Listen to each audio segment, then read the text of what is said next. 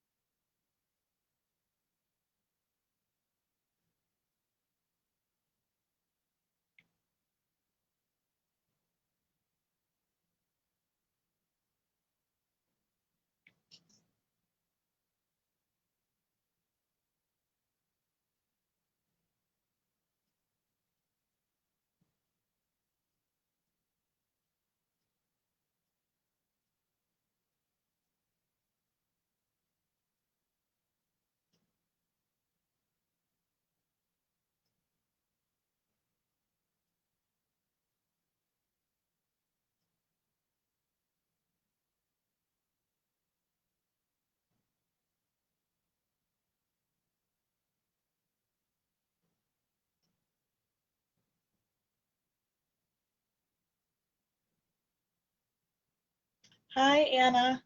Can you hear me?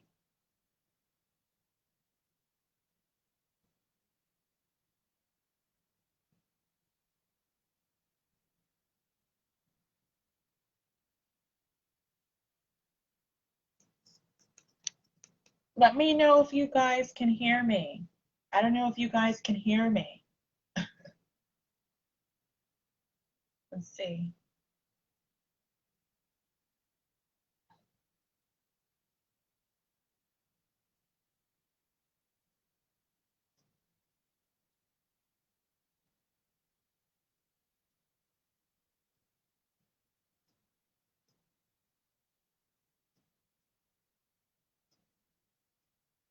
You can hear me, Akila? Okay. Hi. Yeah, it's weird. Like the settings on Facebook changed. I'm just like, what's going on? It's like, so Akila, were you able to come to this were you able to come here without having to request anything to be part of this? Like, were you just able to drop in? Because I saw, Anna, that I got like an ad request or something from you, Anna, that you had a request to be part of this. Did you have to do the same thing, Akila, to get in here? I'm just trying to make sure the settings on this, like anybody can join, is not like restricted or anything. I'm glad you can hear me though.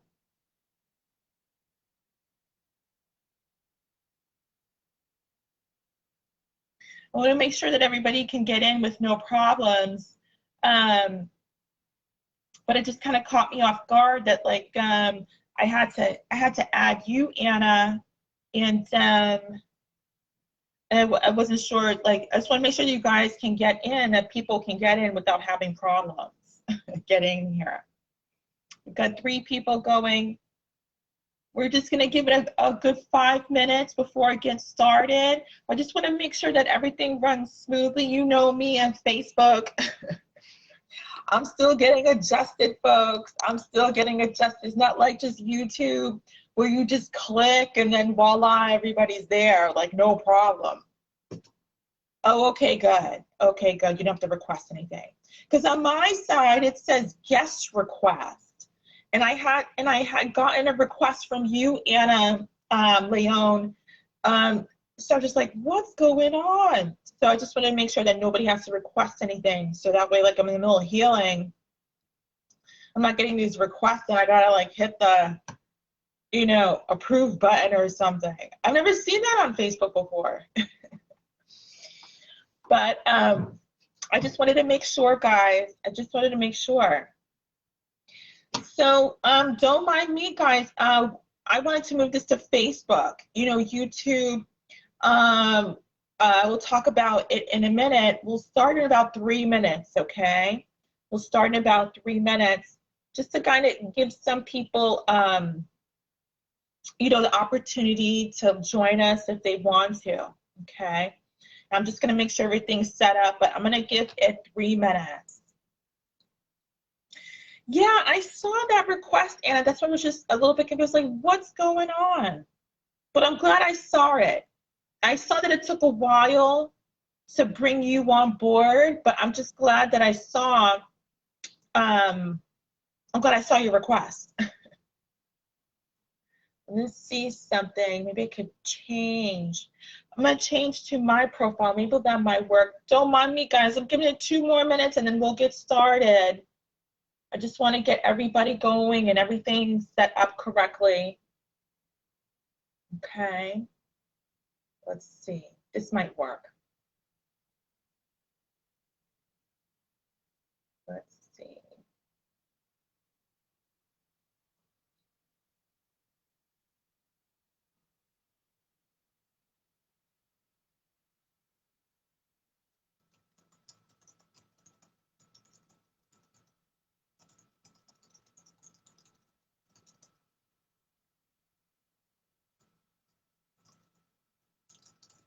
Next time I'll have to, well, actually, let me see. Yeah, next time we'll do the healing events. We'll do the healing event at the Healer of Hearts page, the Healer of Hearts Facebook page, where it belongs. Next time we'll do that. It looks like we've got some people joining. Let's see.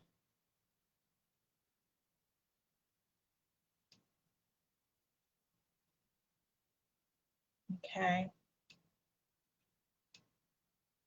I'm glad everybody can make it. Yeah, we had to switch up to Facebook. I like this platform so much better. It's smoother, and I feel like the visual effects of it all are much easier to deal with. And it looks like we have some ladies in the house. So far, it looks like it's just all women that I'm seeing here, which is pretty cool. Nothing against the men, but I'm noticing that we have mostly women I'm seeing, which is really cool. Let me see here. I hope everybody had a good day. And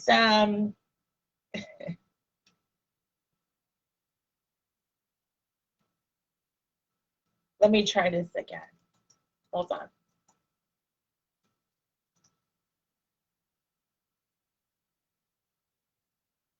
Okay, there we go.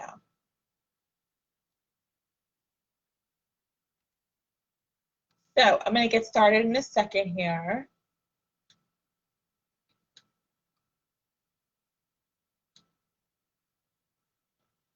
All right. All right. Welcome, welcome, ladies. Oh, I'm just going to say guys, just in case.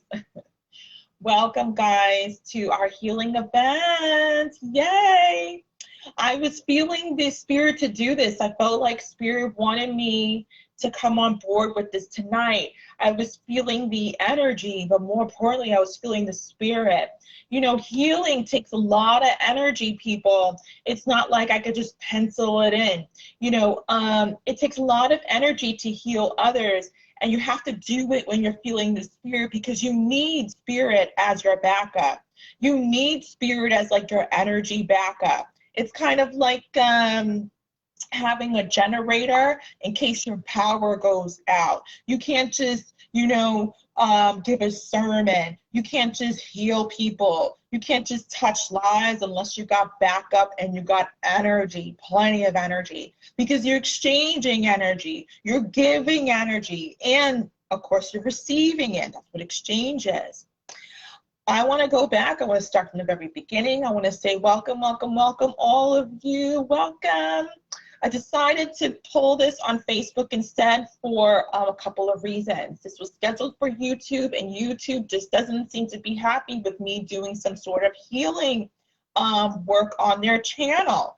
We're having huge problems with YouTube, and I feel like they're trying to take us down. I feel like they don't like me talking about God. They don't like me talking about healing. And ever since I've been doing that, it's been from minor to larger issues. So we're still hanging in there fighting the battle, but I wanted to come to Facebook today with no issues. Sad as it is that, a large platform as YouTube would try to shut us down because we're talking about God. What? Because we're talking about healing. What? That doesn't make any sense, and we're not going to, go along with that. But anywho, we're here, we're live, we're doing it tonight, and I felt the energy, I felt the need to do some healing. There are a lot of you who watch me. You watch me do my tarot, my cards, my readings. Sometimes you participate in the live streams with the sermons going on, just like I did one yesterday. Some of you have seen me in private readings. Some of you have seen me in Chieftess retreat sessions. A lot of you have experienced different dynamics of it all. And we're moving everything into one umbrella, so it is easier. We've got the Chieftess retreat. We've got Walking You to Row. We've got the Healer of Hearts. We've got all this beauty going on and all this live energy happening. And it's so important for people just like you to become a part of it. I wanted to be here tonight because not only was I feeling the Holy Spirit and the energy to heal, but I also have been noticing the amount of requests from people to want their healing from me.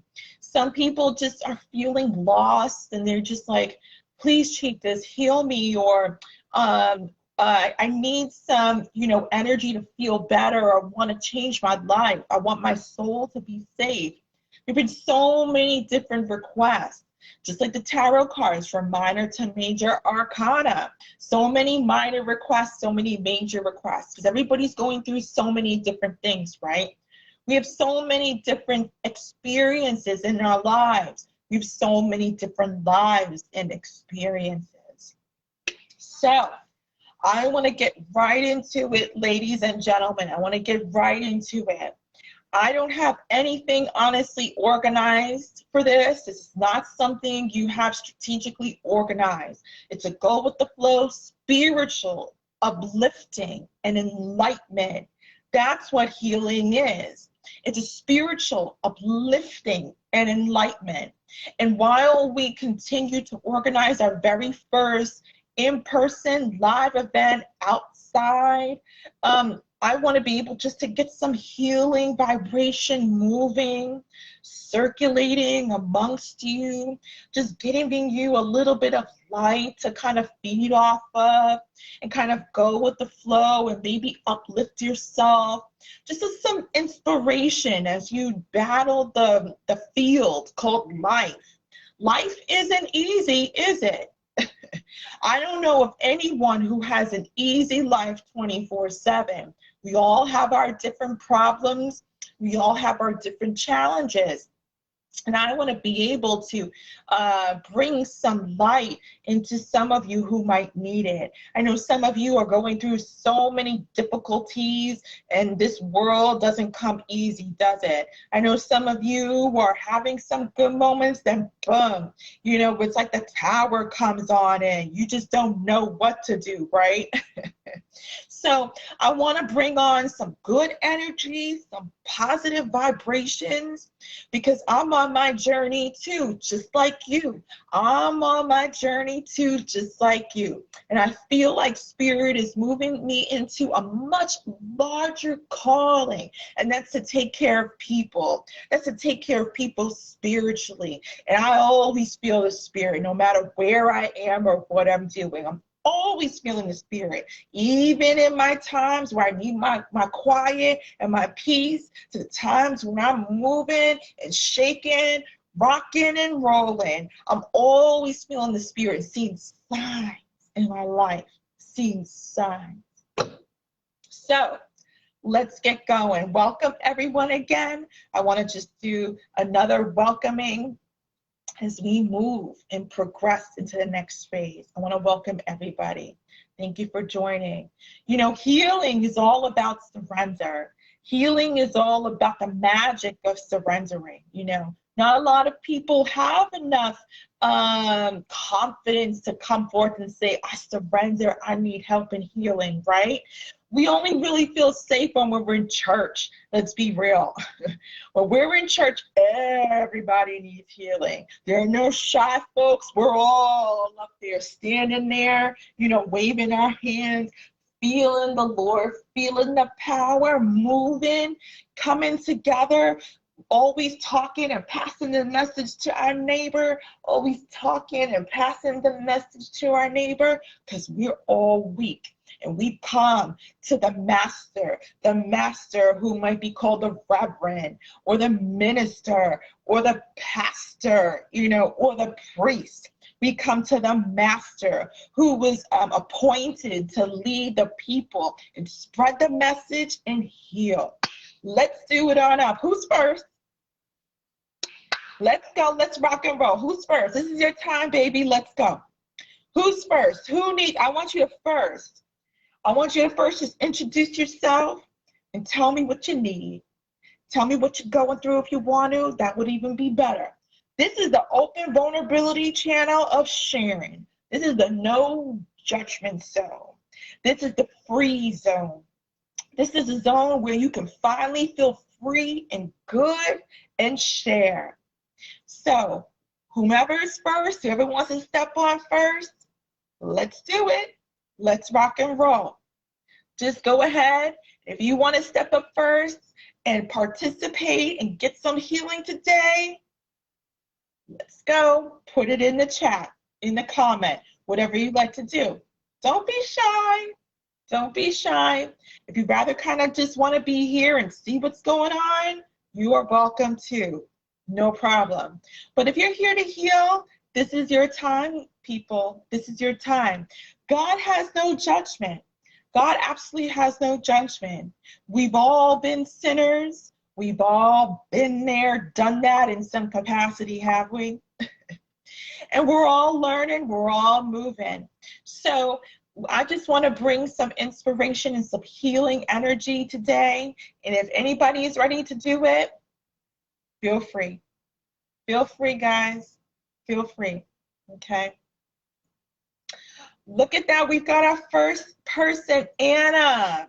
Good going, Anna. You're saying to be completely healed from a broken heart, please. Tell me more. Tell me more about your broken heart, because you could be broken about anything. I'm hearing mama. I'm hearing your mama. I'm hearing your mama. You could be brokenhearted about your partner, your sons, your daughters, opportunities missed. Tell me more about your broken heart, because I know there's more than meets the eye, woman. And I know that you want to be healed. I know you. I recognize you. I know. Having a broken heart is not easy. We've all had broken hearts in our lives, but just in different magnitudes. You know what I mean? Different magnitudes and at different times. Doesn't the wound speak volumes, though? Doesn't the wound speak volumes? It speaks volumes to our humanness. We can't be human without really suffering. Without really suffering. As crazy as that may seem, We really can't be human without suffering at one point in time. Don't we always learn from our suffering at one point in time? No matter how long it lasts, no matter how long it lasts, we may experience suffering in surprise. We may experience suffering that's been long term, and we just can't move on. It's so deep, it's so feeling, it's so big, it's so challenging to bypass. We just totally embrace suffering as if we have our new shadow, don't we? Hi, a cup of life. Welcome, welcome. Post-COVID weakness healing, please. Please tell me more, guys. Please tell me more about what you need. If you could really just get into it, almost like you come into me for a quickie tarot reading. And I know how you guys come for a quickie tarot reading. You get all up in your story. You're like, Chieftess, this is what happened. And you tell me your whole biography on the YouTube. Some of you, you just you tell me everything. I'd be like, okay, let me get your message. Hold on. All right, Anna, girl, let's do it. I'm gonna read your message here. X is what brought everything on, but yes, family members also. Oh boy, X. So your ex is the one who kidnapped. I'm hearing the word kidnapped. Kidnapped your heart. But yes, family members also. So your ex was basically the one with the bow and arrow, just pointed to you and hit you in the heart, disappointed you, yeah? And family members also. Were these family members yours or his? Hi, Kamisha, welcome. We're rocking and rolling. I'm going to get to you guys one at a time. Tell me more, Anna. Anna, sometimes it's so interesting because don't we be so brokenhearted sometimes that we feel like we can't even talk? And you know what the thing about it is that we have a long-term deep wound. When we have a long-term deep wound, I'm talking about a wound that we have been suffering from for a long time and we can't get over, you know what happens? We become numb. We become numb and we can't even speak of it. We can't even speak of it. It comes in like such few words because the wound, it's like a gash, a wound. It's so deeply embedded that it's difficult to even see it. It's like you've got to get a stethoscope, you know, or you've got to get some sort of binoculars or, sorry, a microscope. You've got to like really look at the wound because the wound is such a deep embedded wound that you really couldn't even see it by the surface anymore. You become accustomed to the wound.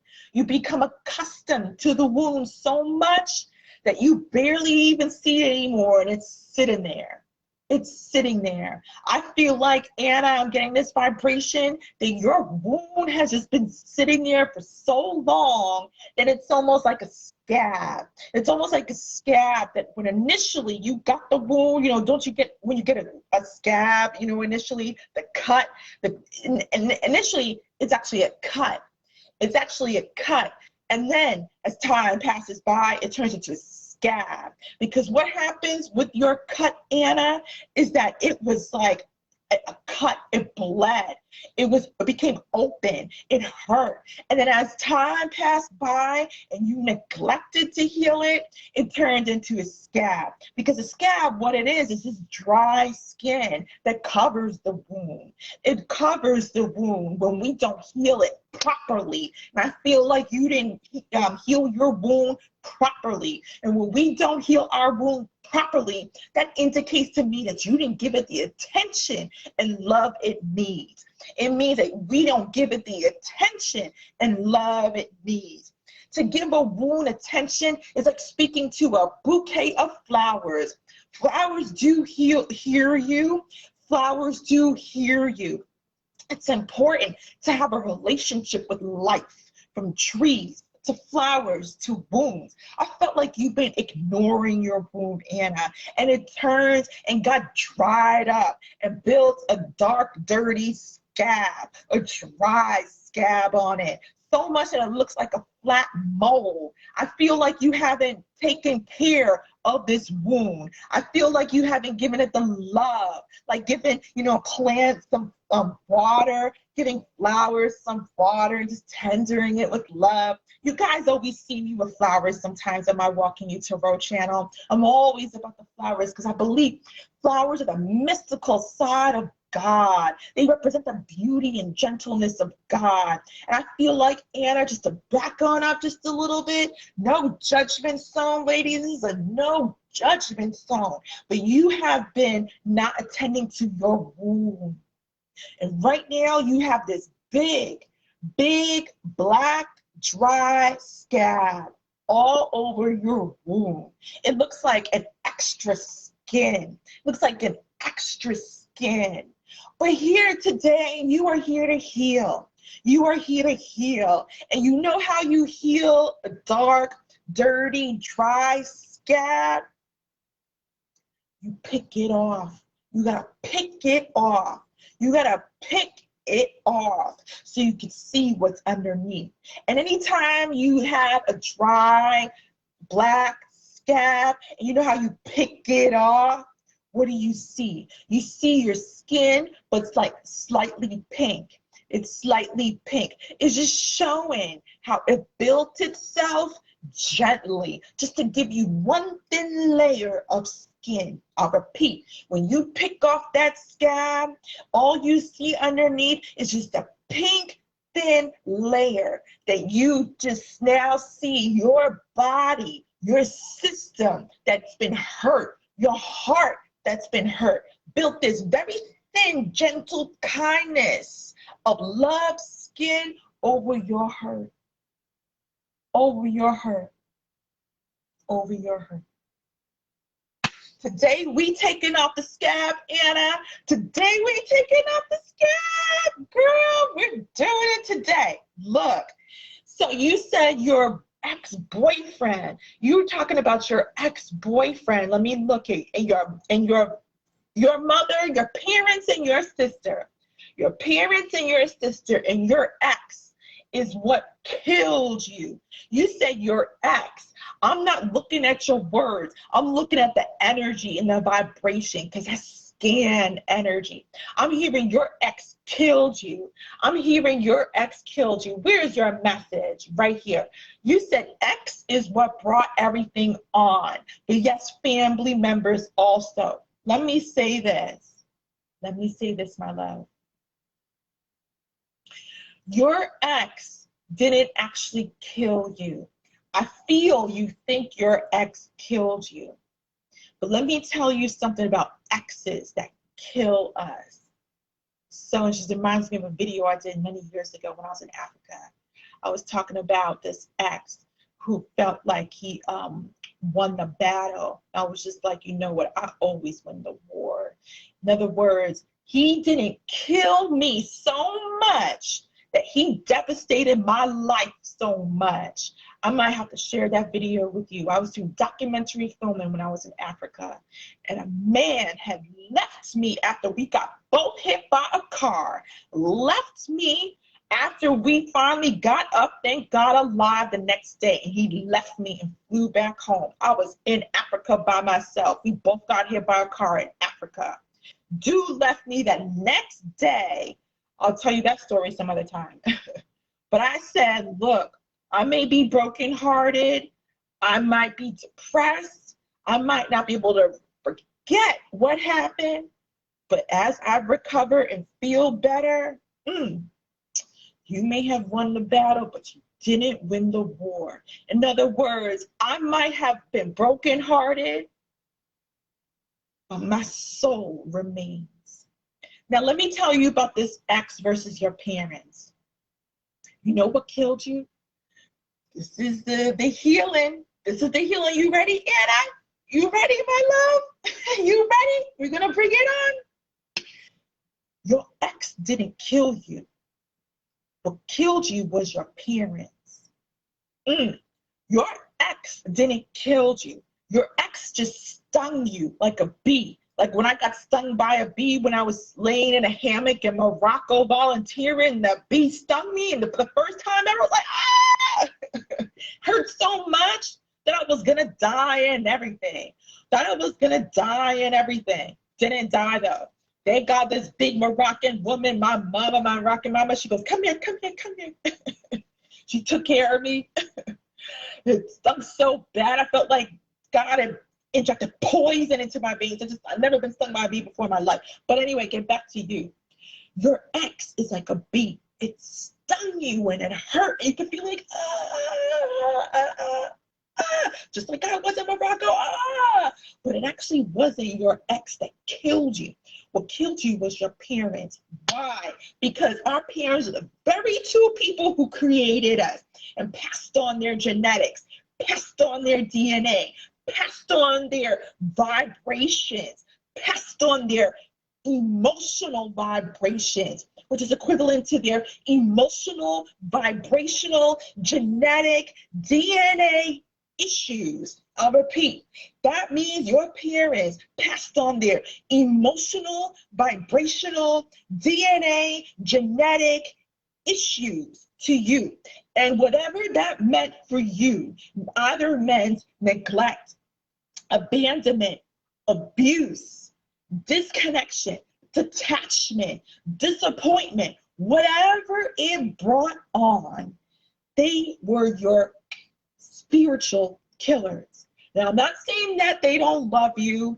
There's nothing to do with that. I'm just saying that the imprint on your soul that was so detrimental to your joy was taken away by the very people who brought you on this planet and role modeled what it's supposed to look like to be a human living on this earth. That's what I'm saying, that the very people who spiritually had committed your spiritual murder were your parents, because they lay the foundation, just like you lay bricks when you're building house, just like you lay in bricks when you're building house. Your parents, in some way, shape, or form, spiritually murdered you. Not your ex. Your ex just bee stung you. Your ex just reminded you of how much it hurts by being the bee. Now, let's go to your parents. Let's get to the real healing, Anna. We moving along. Let's get to the real healing. Who hurt you the most? Your mother or father? Choose. Who hurt you the most? Your mother or father? Choose. Let's do it, women. Let's do it. And I'm not ignoring your ex. I'm not ignoring your ex. We're just getting to the authenticity of it. We're just getting to the reality of it. We're just getting to your healing. Your father. There you go. There you go. There you go. How did your father hurt you? How did your father hurt you? Because it is very much connected to the bee, your ex, that later on came around and stung you. It was a reminder of your father. That's why you said the very first person, you didn't say your parents, the very first person that you had mentioned was your ex. And aren't our exes and loves and partners reminders of our parents in some capacity? Aren't our parents been there, done that? Been in your place? Anna, tell me, how did your father hurt you? How did your father hurt you? And I want you to put your hand on your heart. If you could put both hands, before you tell me, I want you to put your hands on your heart just for 1 second, and then tell me how your father hurt you. No judgment zone. This is all about your healing, my love. It's all about your healing. How did your father hurt you? Welcome, everybody. Welcome to the healing event. We're doing our first healing event, and we are doing some beautiful light work today. Beautiful light work today. I don't want you to think about it, Anna, either. I want it to come from here. No thinking. I want it to come from your heart. How did your father? No thinking. I feel you thinking. I can feel you thinking. I just want you to fill your guts. How did your father hurt you? Hi, a cup of life. Welcome, everybody. Healing. Our parents hurt us in some, I knew neglect. I knew it because I was hearing neglect. But I didn't want to interrupt you. Emotional neglect, abuse, control. I could never please him. Man.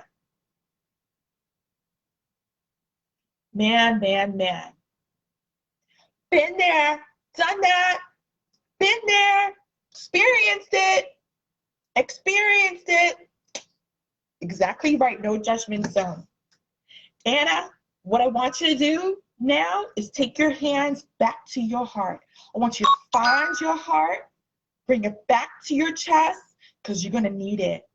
And I want you just to press. I feel like you need to do this. I feel like you just need to do what I'm doing as I talk to you in a moment. I want you to press and press.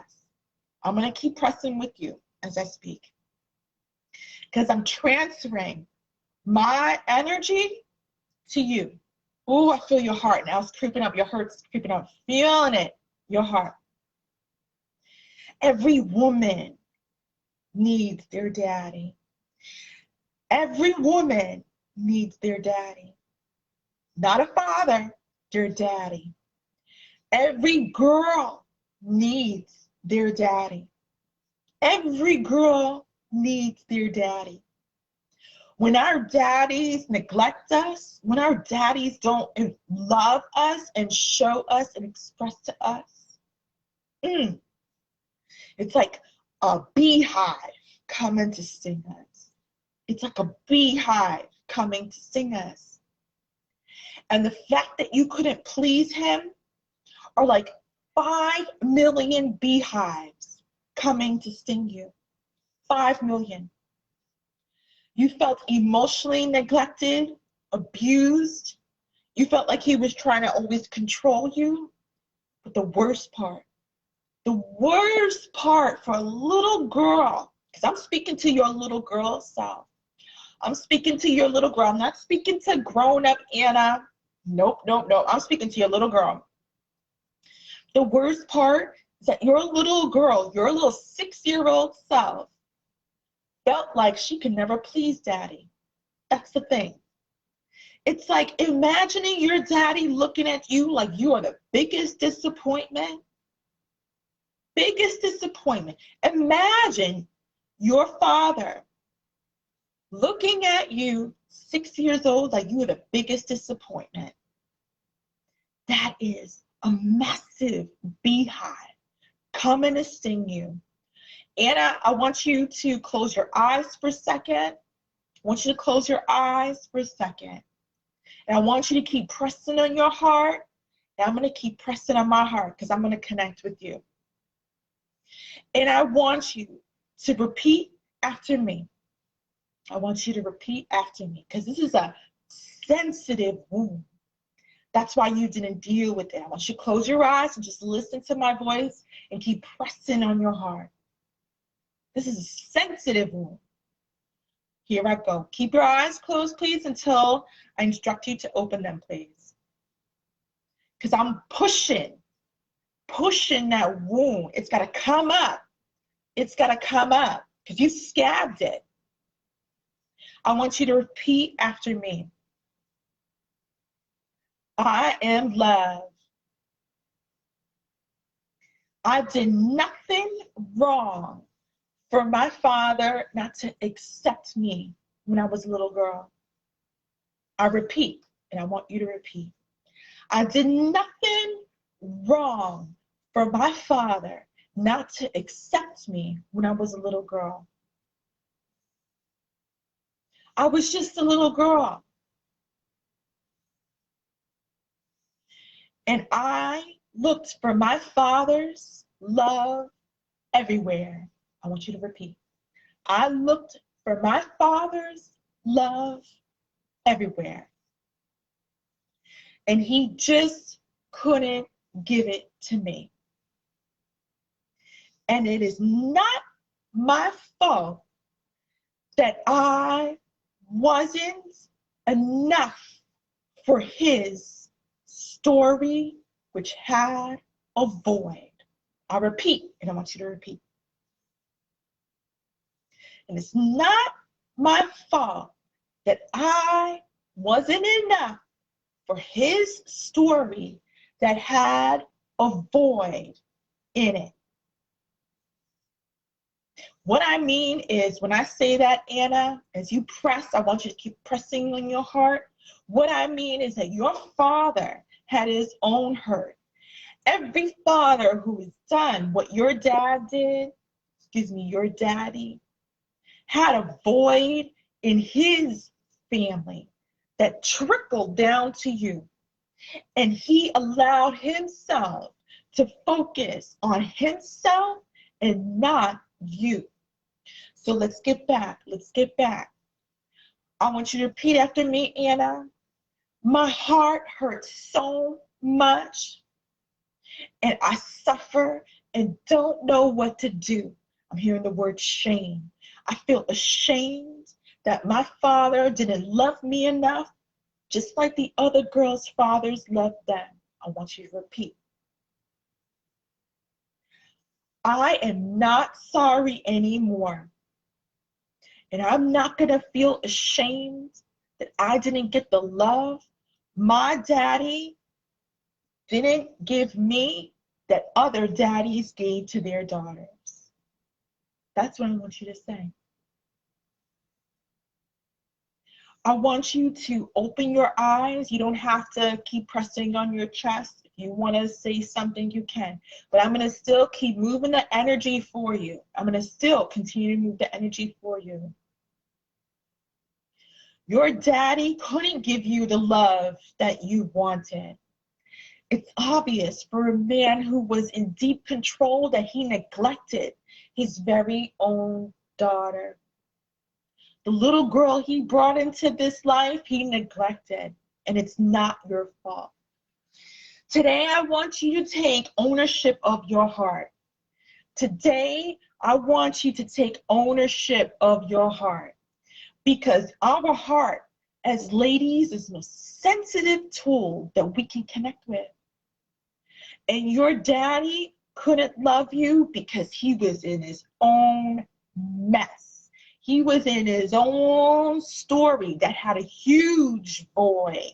So much that it passed down to you, and you let the wound just hit. Splashed out the blood, it just hit. As soon as you felt that hurt, it just hit. And the blood came out, and you ignored it. And you ignored it.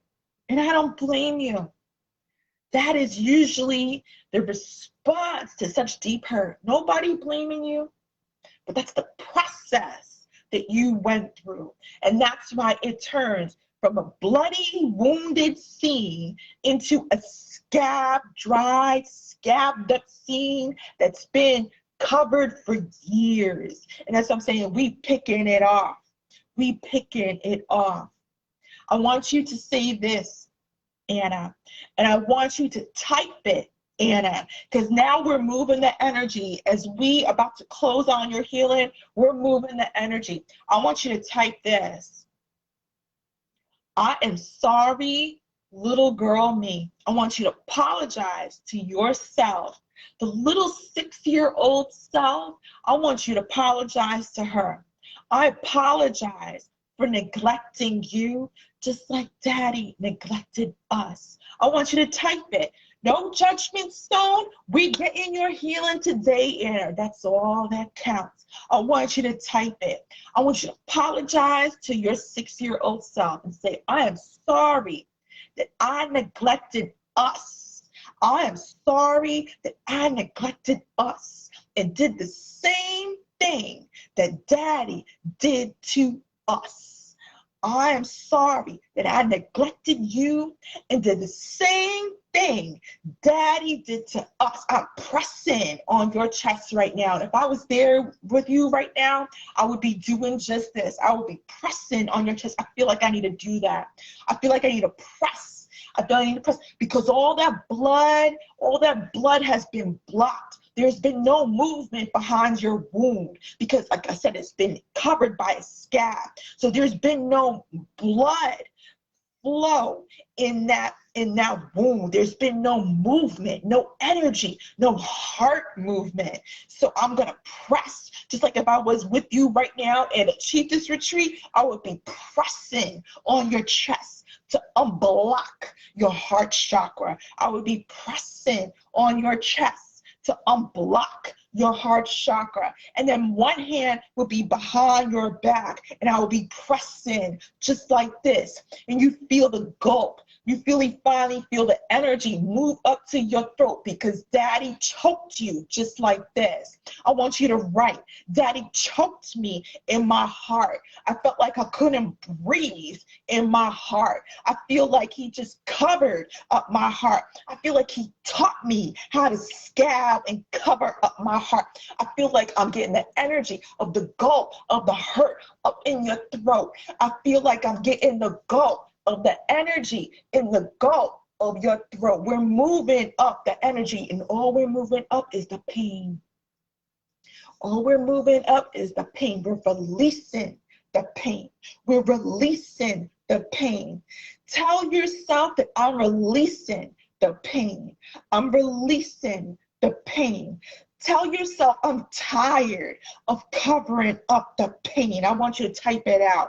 I want you to type it out. I'm tired of covering up the pain. I've had decades of this scab on my wound, covered up my heart, and I'm releasing the pain, just like you vomiting out your pain, just like you vomiting, just like I was there. I'll be doing just like this to your body, because I will want you to, I want you to vomit out that energy, because all that energy is your brokenness. Tell yourself, I want you to say, I'm releasing the pain, because Daddy choked me, just like a man, any man who was out of his mind, not centered, not in his balance, in his chakra, love, and light, he would energetically or maybe physically choke you because he's not in his mind. When someone is not in their mind, it's because they all up in their own selves, selfishness. So spiritually speaking, emotionally speaking, your daddy choked you for all your life. Your daddy choked you. You couldn't even breathe. You were like, your daddy choked you, and that's why he put a scab. He taught you how to cover up his action. He taught you how to cover up him choking you. I feel the spirit right now. Your daddy taught you how to choke your own self and to cover up that act. I'll repeat, your daddy taught you how to choke your own self and cover up that act. He taught you how to criminalize yourself and choke yourself and cover up the criminal act, the emotional pain. When we cover up our emotional pain, it's like we become our own fugitive because we rob our own heart bank. Your daddy taught you how to become a robber and be a criminal and choke your own self and cover up the robbery. That's why you feel like you've been choked up. You can't even blame the very teacher who taught you how to choke and cover up. In fact, you put your ex first. You didn't say, Daddy taught me how to rob my own self, choke my own self, and taught me how to not breathe for all my life. You said your ex, the one who's a little bee, instead of your dad, who's the manager of the beehive. In fact, he's a beehive keeper, and you were about to release you today because all your life you've been like this. You haven't been able to speak. You got a scab on your heart. You haven't been able to breathe. You have a scab on your mouth and nose. You haven't been able to see. You got a scab and you got a mask over your eyes. You so choked up and so covered up, you don't know where you're going, what you're doing. You can't even talk. You can't even live. You can't even see God. I want you to release today, honey, your pain. I want you to release today, honey, your pain, because there's no man, even your father, the one who brought you into this world, who's worth enough to sacrifice It's like you hiding out the criminal. You taking this criminal, the man who you thought was supposed to love you, but didn't. You hiding him. You protected him in your basement. You hiding him. You protecting him in your basement. It's time to release the pain. It's time to release the pain. And as much as it hurts, you got to choose you. That's how you release the pain for your story, because everybody's got a different story and a different healing. You got to choose you. I want you to type out and feel it before you do. I want you to say, I'm choosing me over you, Daddy. You got to get out of my basement. I'm not protecting you no more. Spirit's been looking for you for what you did, because you've been so selfish thinking about you versus me and your kids.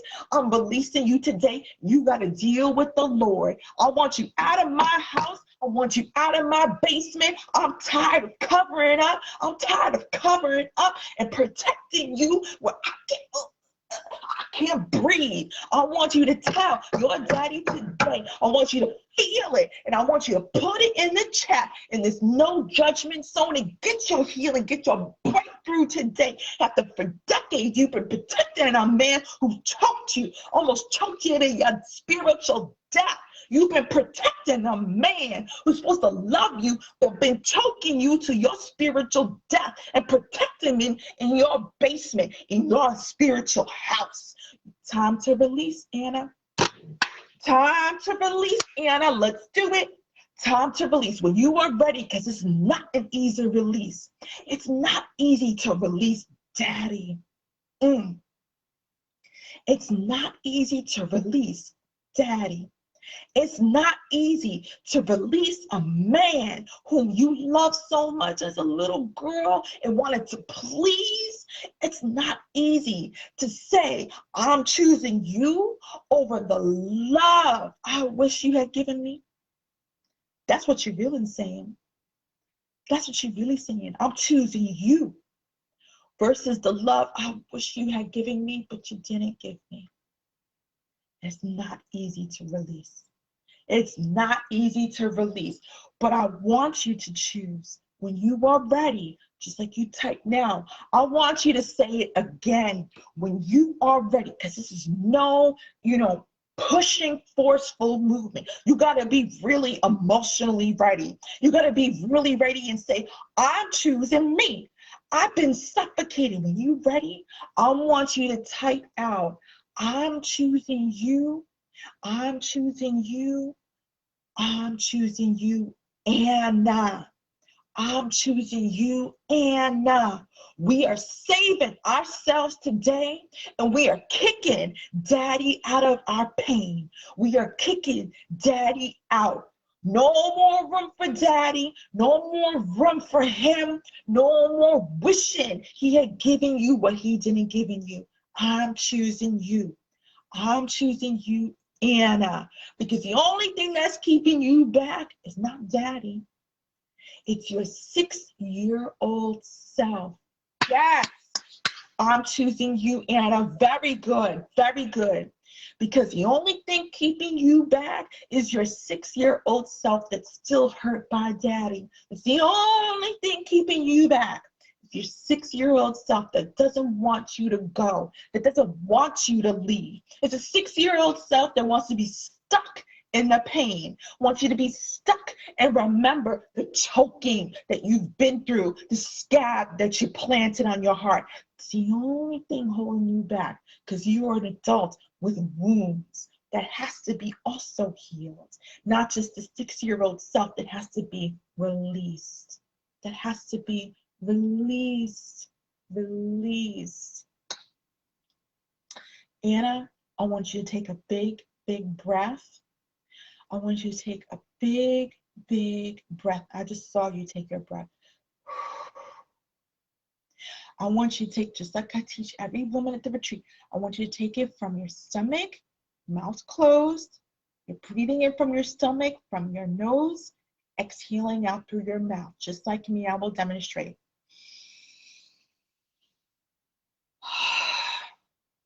And as you're breathing, I want you to close your eyes, and I want you to imagine exhaling out that 6-year-old self, your 6-year-old little girl self. I want you to imagine exhaling her out across the room and her rising up to the sky like a big balloon. I want you to do it. Let's do it, Anna, together. I'm going to do the first two, and after we finish the first two, I want you to take as many breaths as you want to, and when you are ready, go ahead and type whatever you want to. Let's do it. Breathe in 1.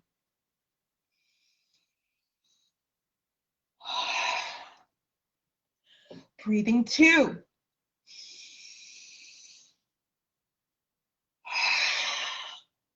We're moving the energy. As we're moving the energy, we're moving that scab away and away and away and away. Now I want you to keep breathing, just like I said, Anna. When you are ready, say whatever you need to say in the chat. When you are ready, this is your time. This is your healing. This is your journey. This is your journey, my dear. When you are ready. Ladies, thank you for the support. Sophia, thank you for the support. Anna needs it. She went through an emotional, like, this is not easy. So many women go through this every day with the ties connected to their father they can't let go. With the ties of the memories of their disappointed young self that they just can't get rid of. That they've been following them like a shadow. So suffocated that they can't even speak or breathe. So suffocated they can't even see or think. So suffocated they can't even sleep or eat. So suffocated they can't even love or have a relationship. We are here to deal. We are here to heal today to heal.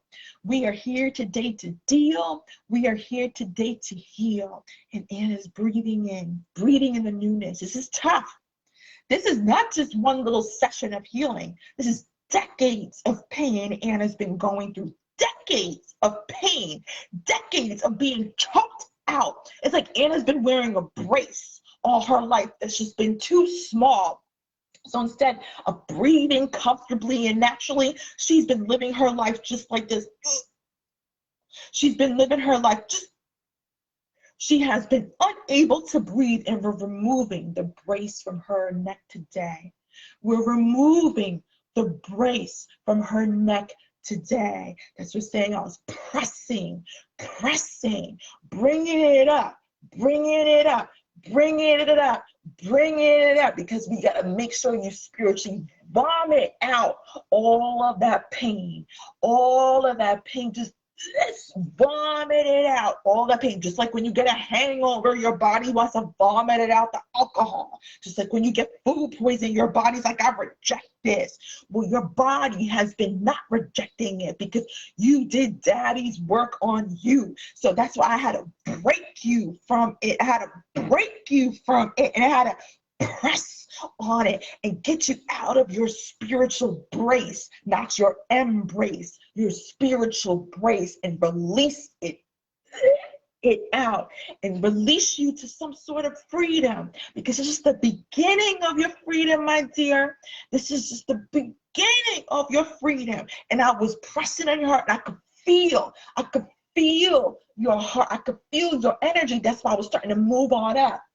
I could feel, and I was pressing on your energy to actually bring you back to yourself, because you've been shackled within yourself. And that's what I do. That's what I said, if I was there in person, this is how I would do. I would be pressing, moving and pressing so much that we get this demon out of you, because that's what it is.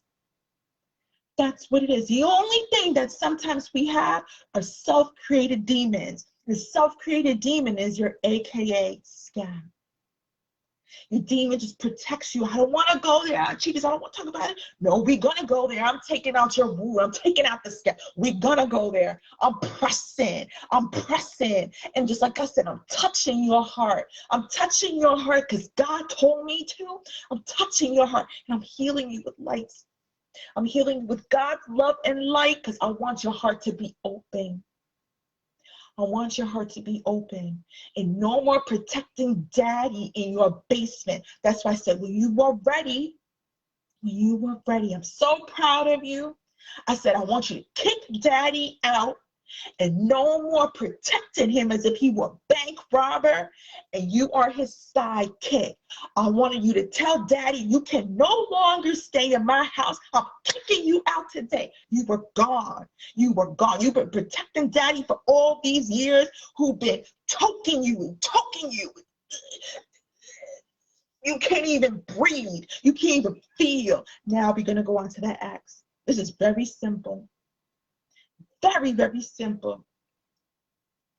You were dating daddy.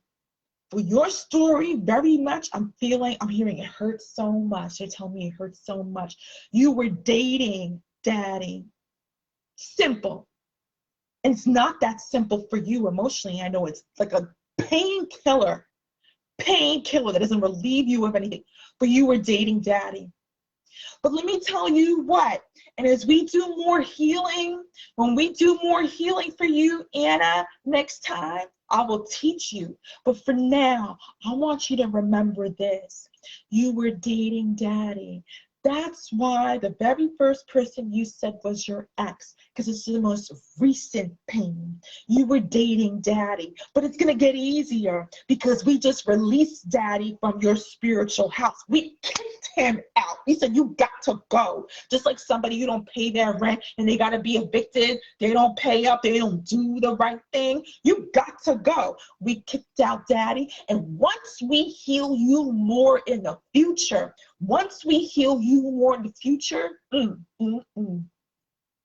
you'll be able to get over your ex just like this. You'll be able to evaluate who's coming around to act and treat you just like daddy did. It will be so much easier because the pain doesn't stem from your ex. The pain stems from your daddy scabbing you, teaching you how to cover it up, teaching how to they said valueless. Teaching you how to not value yourself. Daddy taught you not to value yourself. That's the real painkiller. The truth is that daddy taught you how to not value yourself. The truth is that daddy taught you how to sell yourself. Just like a prostitute sell herself on Hunts Point Avenue in New York City, daddy taught you how to prostitute yourself. I'm not talking about sex or anything. I'm talking about spiritually. Daddy taught you how to sell yourself. That way you cover up your own wounds and sell yourself to the devil. That way you put the devil first and say, I'm not going to look into my heart today because it ain't worth it. Because daddy taught me that my heart is not worthy enough to look into. So I got to cover it up. I got to cover it up because daddy taught me to. Daddy taught me I ain't worthy. So I got to make sure I got to follow the devil's directions. Daddy was the devil. Ooh. Daddy was your devil. Daddy was your devil. Daddy taught you how to be the devil and cover up. Sell yourself just like a prostitute sell her body. Sell your heart all the way. That way you don't even look at it. Sell it to the highest bidder. Sell it to the highest bidder. The highest bidder is Satan, because Satan is the most evil energy on the planet. You sold your heart. Daddy taught you how to sell your heart to Satan. You sold it to the highest bidder. You sold it to Satan. You were out there naked, running amok, selling to daddy, selling to Satan. You didn't know what to do, having no success in relationships, having no success in life, crying at night, I'm hearing, feeling wounded. You sold yourself so much because you're like, I ain't of value. Don't even look at me. I ain't even worth it. Daddy taught me I'm not worth it. Daddy taught me I'm worthless. Daddy taught me I'm a prostitute. Daddy taught me I'm a spiritual prostitute. Daddy taught me I'm a spiritual prostitute. He told me I'm not worthy enough. He said, turn around. I don't want nobody looking at you. You ain't even worthy enough. I don't even love you. I'm neglecting you. I'm not feeling you. I don't care about your emotions. You said, I'm going to cover up. I'm going to cover up. I'm going to cover up. I'm going to keep covering. As years go by, I'm going to keep covering. I'm going to keep covering. I'm going to keep selling myself. I'm going to keep selling myself. I'm going to keep spiritually prostituting myself. I'm not going to feel. I'm not going to hurt. I'm not going to think about it. I'm going to ignore it. I'm going to keep going, and I'm not going to feel nothing. I'm going to be so wounded. I'm going to shut the fuck up. I'm not going to even say a word. I don't even know how to express to Chieftess how I feel. I don't even know how to hold on to these cards no more. I don't even know how to feel. I feel so goddamn choked up. I can't breathe. Daddy, can you see me? Can you help me breathe? Daddy, save me, Daddy, please. I can't breathe. Daddy, I can't breathe. See, what do you want me to hold these cards now? Okay, Daddy, keep piling them up. I just can't breathe. I feel. Did somebody help me, please? Somebody, please, please help me. Somebody, please, please. Boyfriend, ex, please help me. Somebody love anybody, stranger, anybody, please help me. Daddy told me to hold these cards. I can't breathe. I can't breathe. I don't know what to do, Daddy. Please help me. I'm suffocated. And Daddy's sitting over there minding his own business and looking at you saying, keep piling those cards. You keep doing it, keep doing it. You really love me, you do this for me. Okay, Daddy, I'll do this for you. Okay, Daddy, okay. See you, Daddy. I see you doing it all, Daddy. Aren't you proud of me, Daddy? Don't you love me, Daddy? Can't you see me, Daddy? Don't you see, Daddy? I'm doing all these things for you, Daddy. Don't you love me, Daddy? Don't you care about me, Daddy? Please make me feel better about myself, Daddy. Please make me feel like your little girl that you'll do anything for. Please, Daddy, please. Don't you see, Daddy? Can't you see me? Oh, Daddy, please, Daddy, please. I love you, Daddy. Don't you love me? How come you don't love me, Daddy? How come you can't see me, Daddy? Daddy, please. Mama, Daddy, what's me? I don't know what to do. What about my sister, Daddy? Please help me, Daddy. Please, my heart. Please, help me, Daddy. I'm suffocating. I can't breathe. I can't breathe, Daddy. Please help me. I'll do this for you, Daddy, because I love you so much. I'll hold on to you. Please, Daddy. I'll protect you. Don't worry. Okay, I got you, Daddy. Please, I can't breathe. Please, Daddy, I can't breathe. I can't breathe.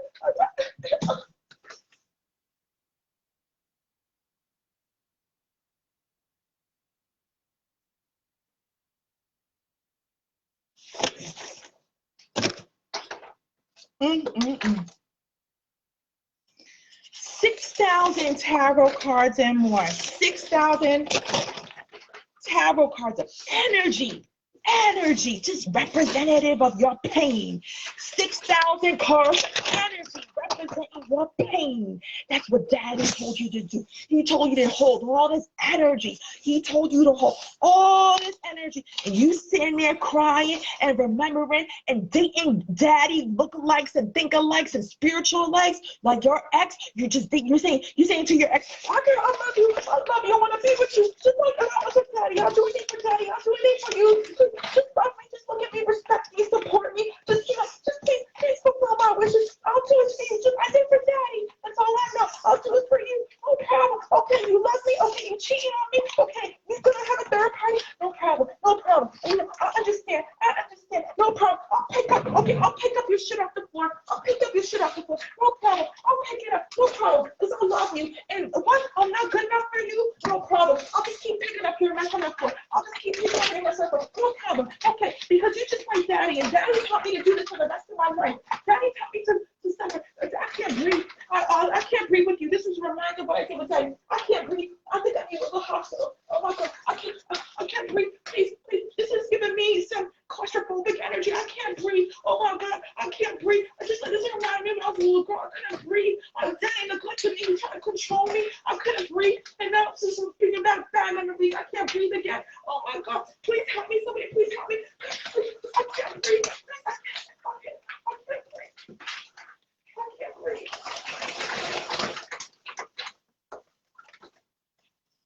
I can't breathe. I can't breathe.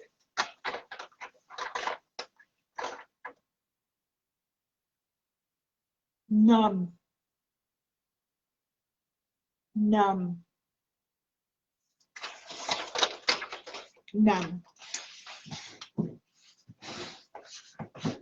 Anna,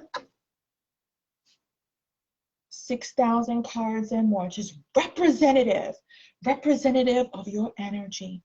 Holding on to all of that.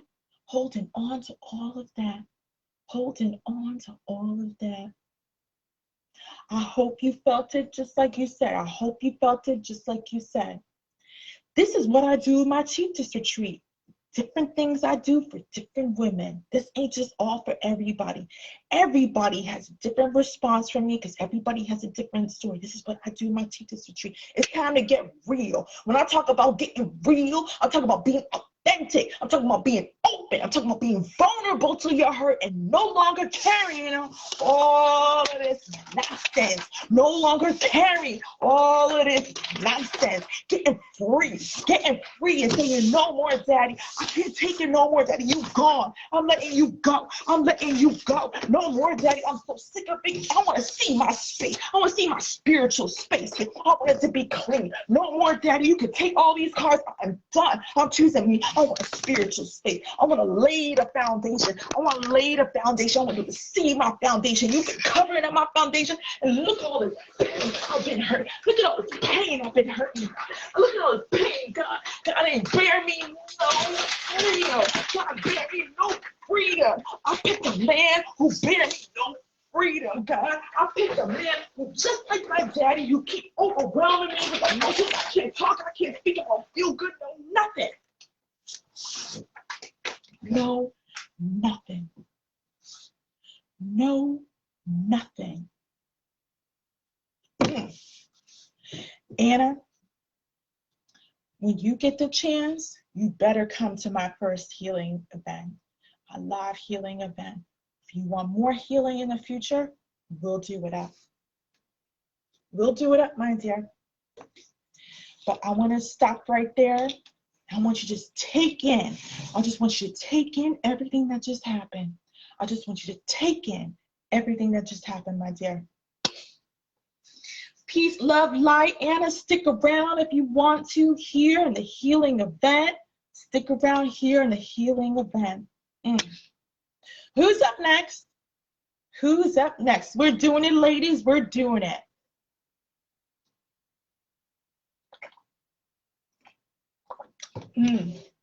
Before we do, I'm going to put on my air because it's shut off. And whomever wants to come up next, guys, we're doing it.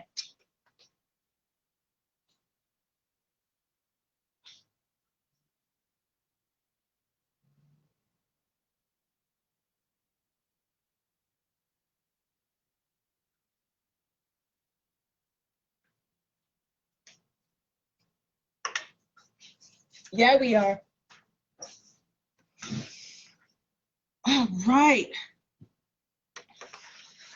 Very good, Anna. I want you to promise yourself. I want you to promise yourself that you will. Promise yourself. This is why I say you're healing. You're healing. Hey, Sophia. You're next. All right. Let's do it, Sophia. Let's do it. I've seen you around plenty of times, Sophia. Sending you around plenty of times, my dear. I want you to tell me briefly what you are here for. You're healing today, Sophia. Hi, Cup of Life. I didn't forget you. I didn't forget you. Welcome, everybody. I've got 6,000 plus cards on the floor. Ooh, I'm going to have a project tonight. We're doing it. This is what healing's all about. This is what healing's all about. It's about getting to the truth.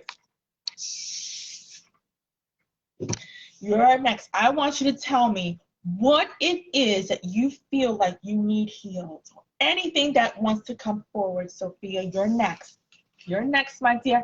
My California lady. Let's do it up. Let's do it up.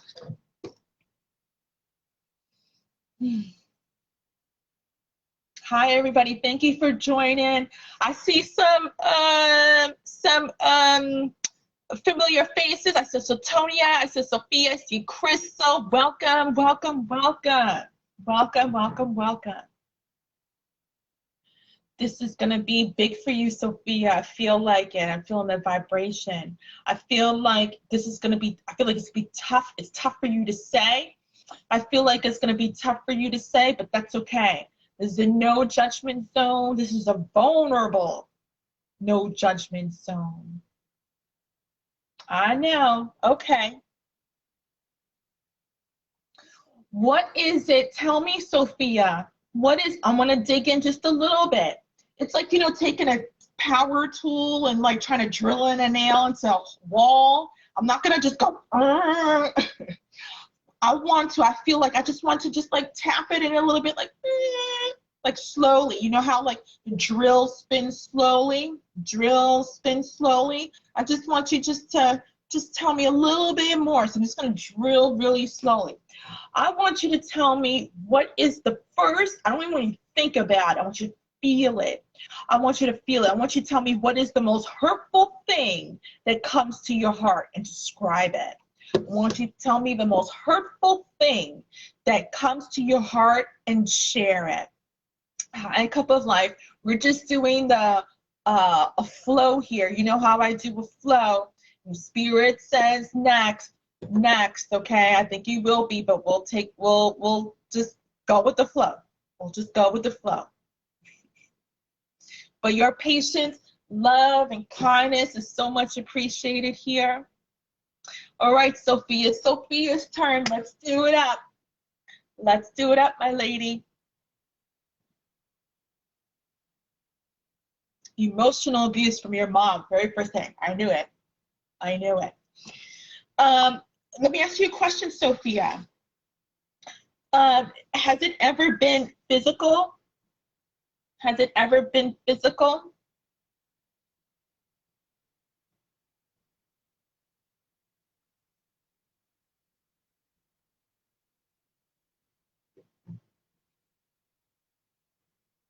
Mm-hmm. I felt that. Yeah.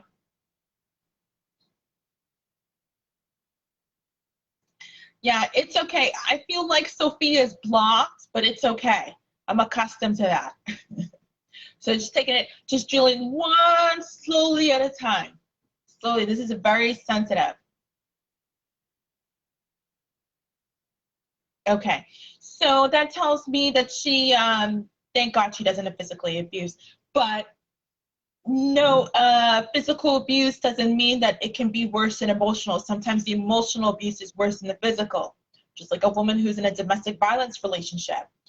You said not physical where she hits me, physical like my parents. So I'm hearing the word mocks you. I'm hearing the word mocks you. Does she ridicule or put down the way you look?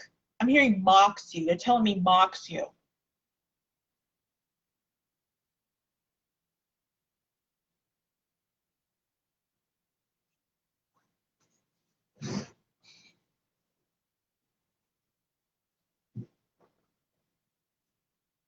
Mm. So she mocks you. Okay. Yeah. I can feel that. I can feel that. That's they're saying to me, spirit saying to me, mocks you.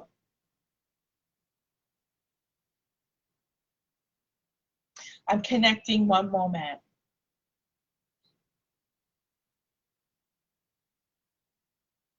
You've been like a zombie. You've been like a zombie. It's almost like your mother's it's almost like the grievance from you has turned into numbness. I feel like you've sheltered yourself because you don't want to feel the absolute devastation this has caused you. I feel like you don't want to feel the absolute devastation this has caused you, so you've sheltered yourself. That's what I'm feeling. You know, when our mothers criticize us, been there, experienced it. When our mothers criticize us, especially by our parents, that's like a dagger to the heart, isn't it? When our mothers criticize us, it's like a dagger to the heart. It injures the heart and sends it to the ER. It injures the heart and sends it to the ER. It's like it needs instant surgery, otherwise it can be fatal. See, your mother's love is so important to our spiritual process and our spiritual progress. And our mother's love is just as important as our daddy's love. And I feel like your mother is the one with the dagger. And I know your father hurt you, but I feel like out of both, I feel like your mother is the one who hurt you the most. It's so important to come up and breathe for air. Why am I seeing you in a deep pool, in a deep pool like the ocean? I'm seeing you like in the ocean. You know how people see swimming underwater? In the movies sometimes, it's like I'm seeing you come up and breathe from air. You know how like you've been underwater for a certain amount of time and you're not accustomed to, like, you're not an expert at swimming, you're not an expert scuba diver or anything like that, and you're in water, and all of a sudden, in the movies you see people, they like, in the ocean or in a big river, and they're like trying to, they stuck in the car and they can't get out of the car, and the car's like filling with water and they're panicking. It's kind of like that. I kind of feel like you've been suffocating for so long, stuck inside this spiritual car. You haven't been able to get out. And finally, you kicked open the door just to get a little bit of breath, just to keep living life. I feel like you've just been, you've exited the car, and I feel like you've been in the deep ocean, and I feel like you've just been trying to come to the surface, and I feel like at one point you just gave up. You're like, you know what, forget it. And I feel like you've got this tube that just connects to your mouth that you breathe in. And I feel like you allowed it to come all the way up to the surface so that way you could just breathe. I feel like you've been underwater for a lot of years, just having this tube stuck in your mouth, and it comes up to the surface so that way you can breathe through this small tube.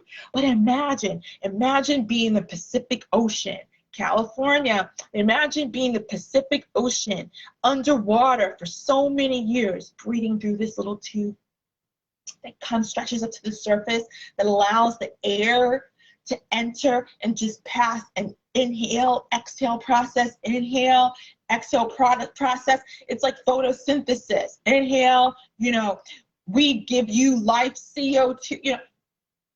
I feel like that's what you've been doing. But the fact is, the Pacific Ocean is a huge, large, enormous body of water. I can't imagine having a small, thin tube. I can't imagine having a small, thin tube to use to breathe and live every day of your life. I can't imagine that. That just makes me want to suffocate. It makes me want to suffocate. The thing about it is that I said in the beginning, I said to you, I just see you coming up for air finally and breathing. That's right. I literally saw like a visual image of you coming. You had a black shirt on, a black t-shirt on, and I saw you coming up for air. I literally saw you going,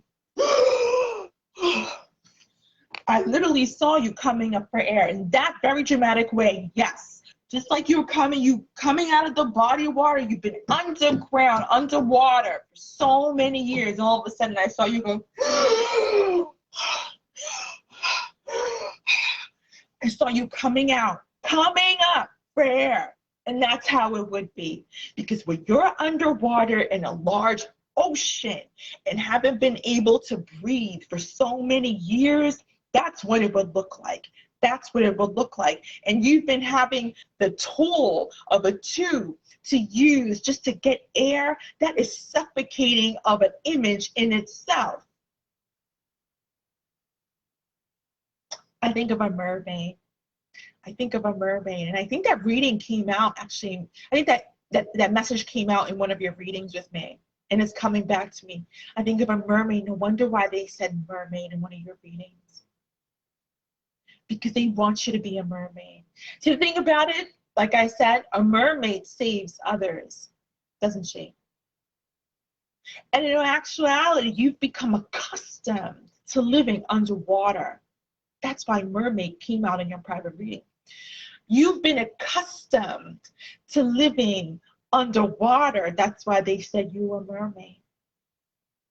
But the thing about it is that you can't continue living underwater. A mermaid always comes up on the land. In fact, a mermaid hangs out on the rock and just swings her tail back and forth, swings her beautiful tail with the long hair, just swings back and forth her tail, just sitting on the rock and just looks and looks. She actually looks for sailors coming on in. And when they're getting a bit close, she dives right back. She slips back into the ocean. She just moves. That's the story, lifeline of a mermaid. She just swings her tail quietly with no one in sight. You can never find a mermaid because a mermaid always wants to be alone. She's like a hermit. She's always just swinging her tail, beautiful, long, beautiful hair.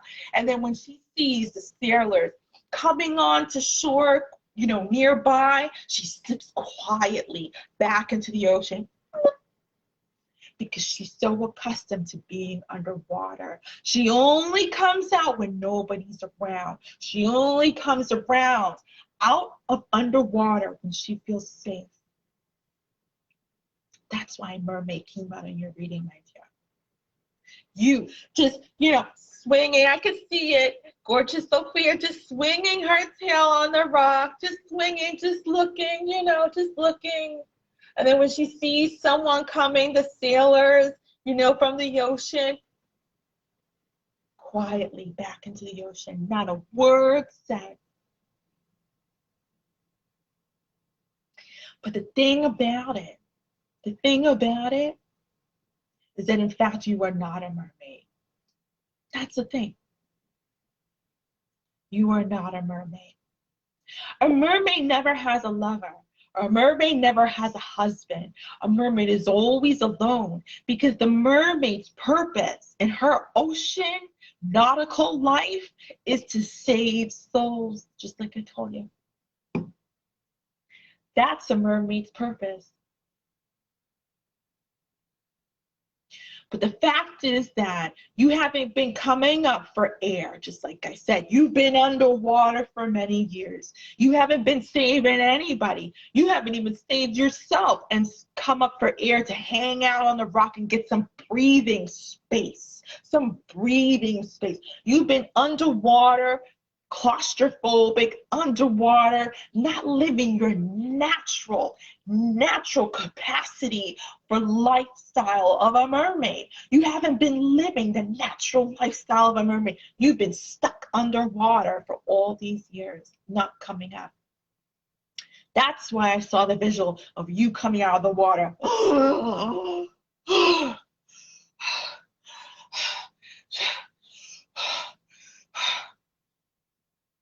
That's the natural reaction of someone who comes up ready to breathe life again.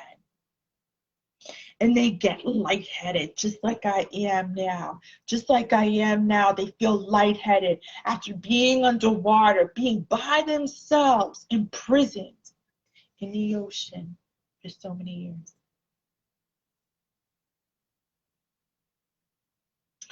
I feel like the very person who instructed you about where to live your life is your mama. In the ocean you shall stay.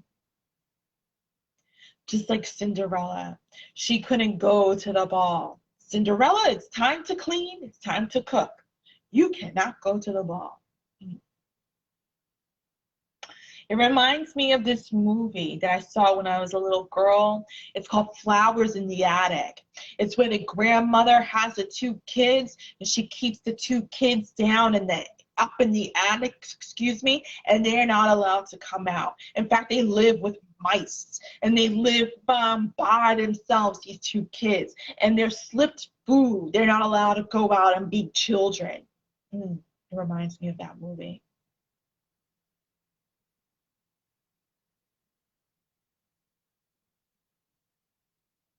So your mama doesn't like your appearance, huh? I know why she does it, and I know why she does this. Why do you think she does this? I know why she does this. I want to hear from you. What your mentality, what your brain is telling you. Why do you think your mama does this? I know why she does this. Why do you think she does this?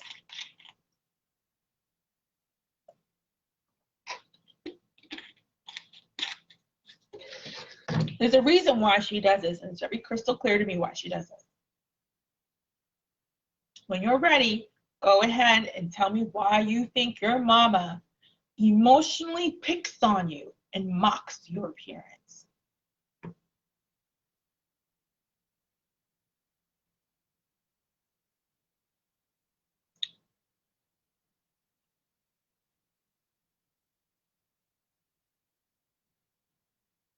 I'm going to let Sophia do a little bit drilling, just a little bit drilling.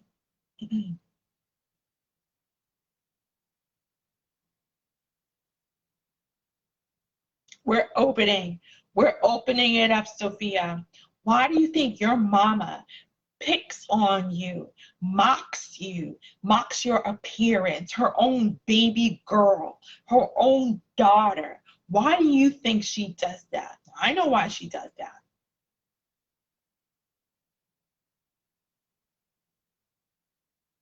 Because many times there's only one reason why a mama would pick on the appearance of her own baby girl.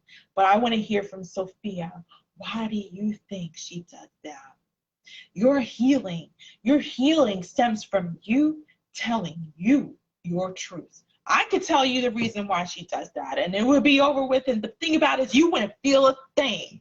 You wouldn't feel a damn thing. You would be comfortable staying underwater. You'd be like, all right. You wouldn't feel the current. You wouldn't feel the tide. You wouldn't feel the wave if I easily told you. That's what I'm saying. Why do you think your mama mocks you? Why do you think your mama mocks your appearance? You're so beautiful. She mocks you. She mocks your baby girl, the baby girl within you. I want to hear from you, Sophia, why you think she does that. And if it makes you cry, it makes you cry, because that's the beginning of your healing. Why do you think your mama mocks your physical appearance? You don't have two noses. You don't have three eyes. You don't have a lopsided nose. You don't have two mouths. You don't have buck teeth. And if you did, there's still nothing wrong with that. You know, why do you think your mama mocks your appearance? You don't look like a gargoyle. Is that some Beauty and the Beast scene going on here? Why do you think she does that?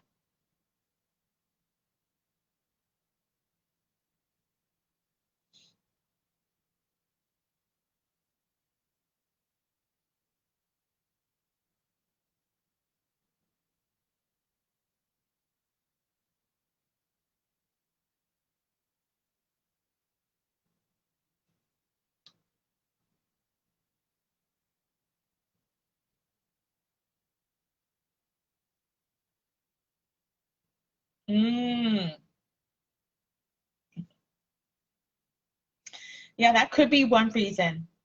You think she does it because you look like your father. Interesting.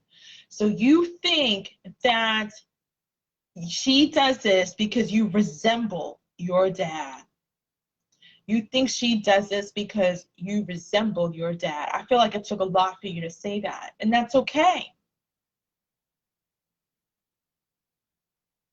Is your dad ugly?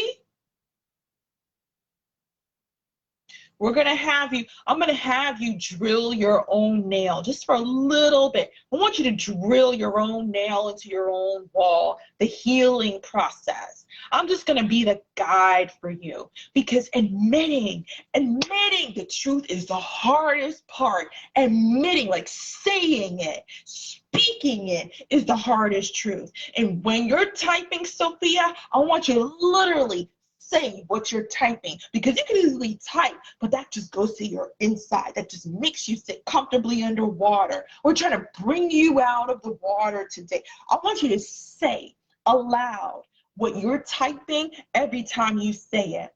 Is your dad ugly? I'm literally asking. Is your father ugly? Was he ugly? Because usually people pick on others because there's something wrong with them physically. If that's what they're doing, they're picking on you because of your physical appearance, it's because it's something that just doesn't look right to them, or they feel it's ugly, or just, they don't like what they see. Was your dad an ugly man, Sophia?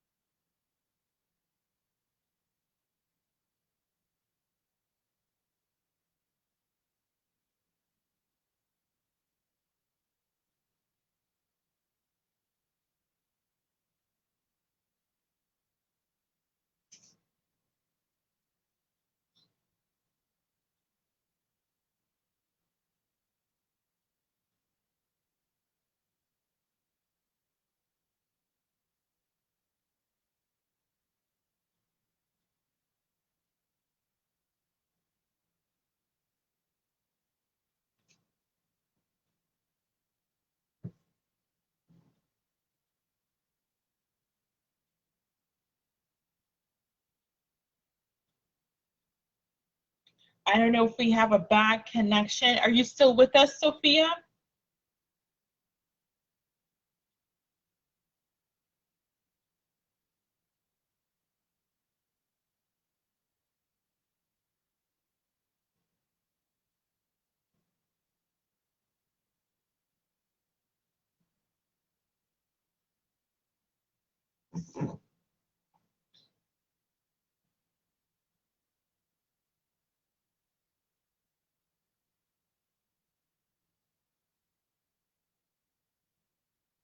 Oh, you sent a comment? No, the only thing I see here is, can anyone see my comment?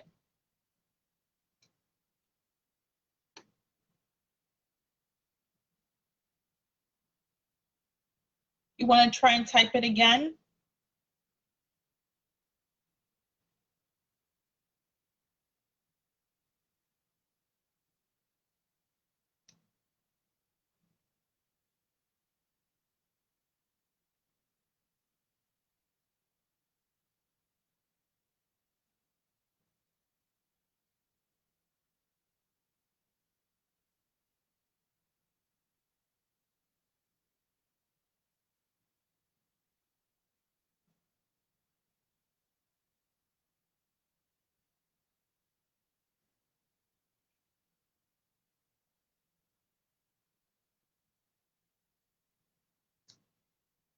Maybe you're having let's see, maybe you're having some connection issues, it may seem.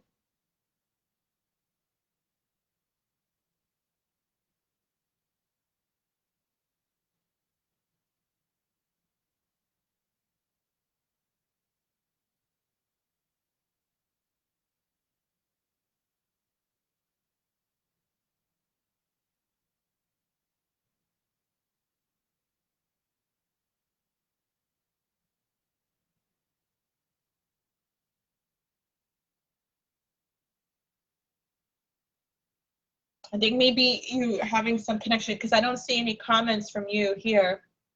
Let me see.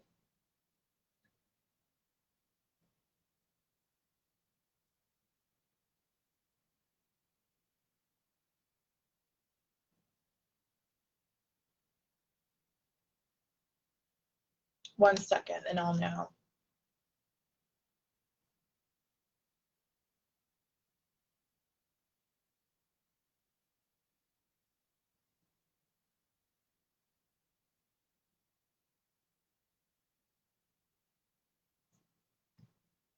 I think you're having some connection issues, Sophia, because I don't see any comments. Why don't you try to, I don't know if you can even hear me. Let me see here. The best thing, oh, wow. Let me see. Oh, I see. They're hiding your comments. Why are they hiding your comments? I'm unhiding your comments. Hold on. I see.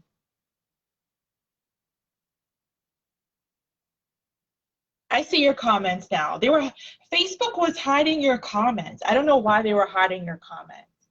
But I see your comments and I've opened up a different screen. Spirit was telling me to do that and I see your comments. I don't know, they were hiding your comments. I don't know what they were, okay, anyway. He's okay, you said, no, my dad isn't ugly. Oh, I had originally said that, no, okay. Originally said, okay. So I see, no, your dad isn't ugly. Okay, let me reconnect. Maybe they were hiding the word ugly. Maybe Facebook doesn't like the word ugly. So just in case you have to use the UGLY word, just say you. Or another word, just, not pretty or something. I don't know why they were. I feel like Facebook was banning the word ugly. I guess ugly is a bad word. Anyway, my dear, I'm reconnecting. What was I saying? Okay. So I was saying that you said your mom, you said you feel like your mom mocks you because you resemble or look like your father. And I had asked you, why is your father ugly? Does he have two eyes, two noses, two mouths, whatever? And you said, no, my dad isn't ugly. And I kind of figured that. But the thing about it is that, oh, I'm hearing, they're telling me this. I'm hearing when a woman hates a man. I'm hearing when a woman hates a man. When a woman hates a man and has a baby by that man, excuse me, I'll repeat. When a woman hates a man and has a baby with that man, and the man mistreats her, or the man, I'm hearing emotionally abuses her. So I don't know if your father, they're saying emotionally abuses her. So I don't know if your father emotionally abused your mother. But let me get back to the foundation of what I'm saying. When a woman hates a man for whatever reason and has a baby with that man, and you happen to look like your daddy, doesn't make life easy for you. But here's the thing, the most important words out of everything I just said is this: look like. Look like. Your mom could feel like you look like your dad in different ways. Here's what I mean. You can literally look like your father. You can resemble your father with many different features or mannerisms or whatever. But your mother, and that could be true, but your mother, I feels, I'll repeat, I feel that your mother sees you as your father, not in the physical dimensions and appearance and features. Now that may be true. I don't know what your father looks like, but what I'm trying to say is deeper than that. It's deeper than that. I feel that your mother sees you as your father as far as your connection with him, as far as your connection with him. Sorry. Spirit always wants to message me during my healing, don't he? In my readings. I feel like your mother sees you as resembling your father in the closeness of your connection with him. Now, I know the relationship with your father quite a bit because you come to me privately in private readings and quickie and all that. But what I'm saying is that you could have an absentee parent and you could be closer to that parent in energy and vibration than you are to the parent who was physically there for you for most of your life. I'll repeat. You could be closer to the parent who was absentee throughout your life versus the parent who was there for most of your life. I'm talking about your caretaker versus the absent person. I feel like you felt closer to your father because your mother's, I'm hearing the word appalling. I'm hearing appalling. Your mother's abuse was so appalling. It's like trying to escape someone who beats you every day in the house. It's like trying to escape someone who beats you every day in the house. You're going to run to anything because all you want to do is get away. I feel like the only getaway that you had was the only other person you knew, and that was daddy. I feel like the getaway that you only had was the only other person that you knew, and that was daddy. I feel like your getaway was your mental escape. Your mental escape. You couldn't physically run to daddy because daddy was physically elsewhere. And what happens is that when a woman hates a man and has a baby with that man, and the mother, the woman, mistreats that baby, the baby happens to want the other person that they were not mistreated by. And in this case, Sophia, it happens to be your dad, with whom your mom didn't like. In that case, since you resembled what you said, your father, your mother hated you as well. But I don't think it's about resemblance at all. I think your mother hated the fact that you wanted a man who undermined, I'm hearing the word undermined her. I'm hearing that you wanted a man who couldn't love her as much as she wanted. I'm feeling you wanted a man whom she couldn't stand. And the fact that you bring a baby into this world, and you love it so much. You love it so much. You love it so much. You love it so much. It's the very treasure. It's the very treasure. You know, a mama's love and a baby is a treasure of the heavens. It's a connection. It's a bond that can't be broken. You know, when you hold that child initially, you don't see anything else around you. You're just so in love. You can't believe this little thing, this little creature, this half of you is so here and in your arms and breathing. It's so beautiful, such a magical moment that will be planted on your brain and heart forever. It's the most magical moment. You just can't imagine anything else. You don't even think about the man who helped you bring it into the world. You're just so in love with that baby. You're just rocking it. You're so in love. And then you have, the man, your husband, the baby's father, whatever status, you have them just kind of looking upon you, just being so in love. And then sometimes, you just look at the man, you're just like, he did good. He did good. And you're just looking like how grateful you are. You can have, this third family member into your home. You're just so grateful that you have this beautiful addition to your home. And you look at the very person who helped you make this happen. The love just flows. The love just is indescribable. So this man comes with you and you escorts you to the home. You go back home with this beautiful bundle of joy. And you all now a family. Your mama, little Sophia, and the man were family. You all in the house, and and you're just like, oh my God. Oh my God, look at me, look at her. Daddy's nearby and just so proud, and just can't get away from you, just always wants to hold you and be around you and kiss you and love you. So proud, And then all of a sudden, the baby's sleeping. Mama puts her, down to the crib, just kisses her, and Daddy's just, adoring you and looking at you and loving you, and then time just goes by, and routines happen, and love is exchanged, and memories are created. Yeah, they are.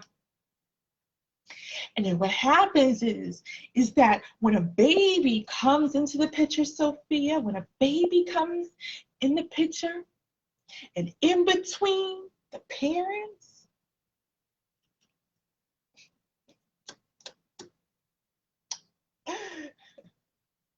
and the baby begins to get older little by little, year by year. It's like one birthday. Oh, two, she can walk. Oh, look at, yeah, nice, she can walk. Yeah, oh my gosh.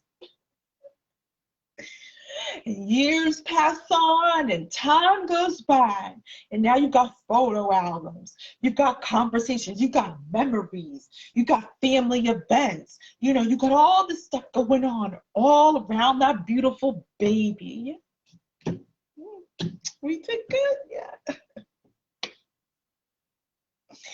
And then life kicks in, right? Life kicks in. The bills have got to get paid.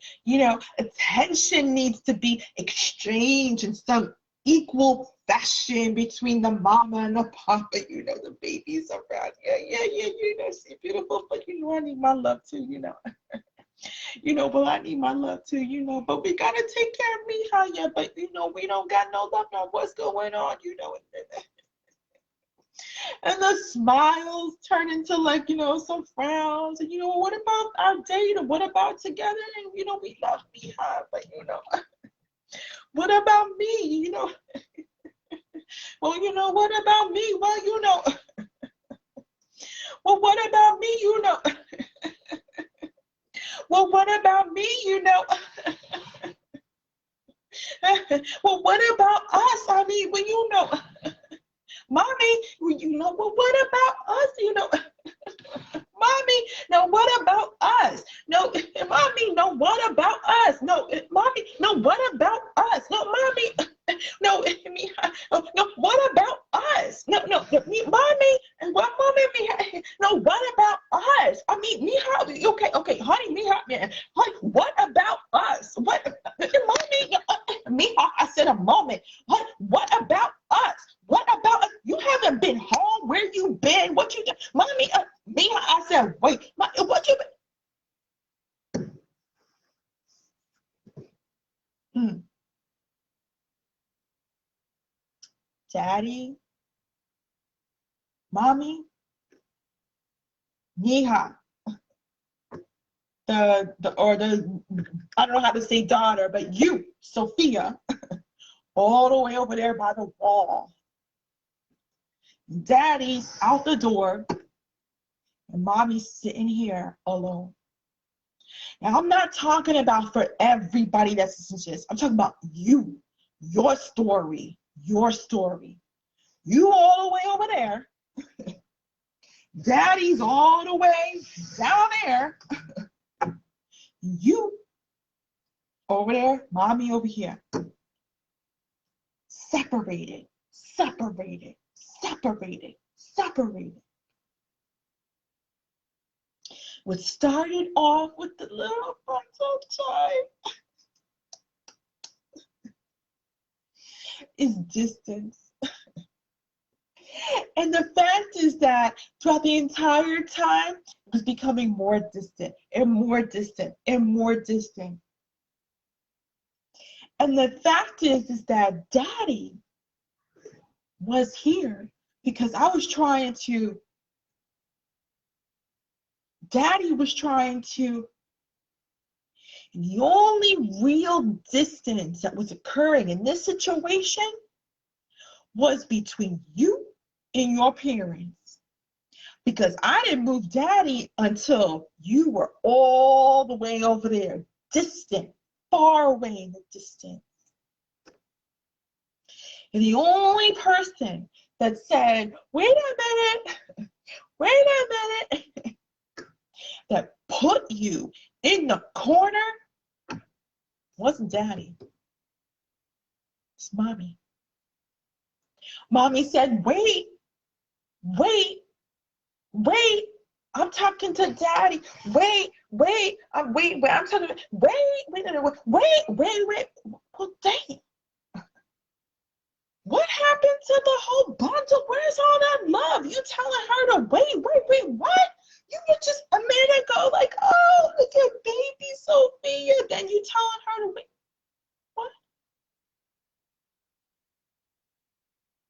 And then what happened is Daddy said, you know what? I can't take this anymore. I gotta be out of here. I got a jet.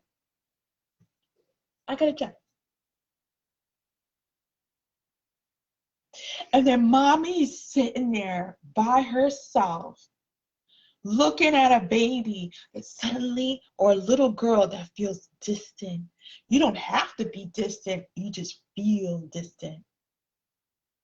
Because what happens is mommy mirrors child. And the fact is that you became distant, all because mommy put you at a distance, because she felt distant to you, because you became second runner-up to Daddy. Mommy said, no, baby, no.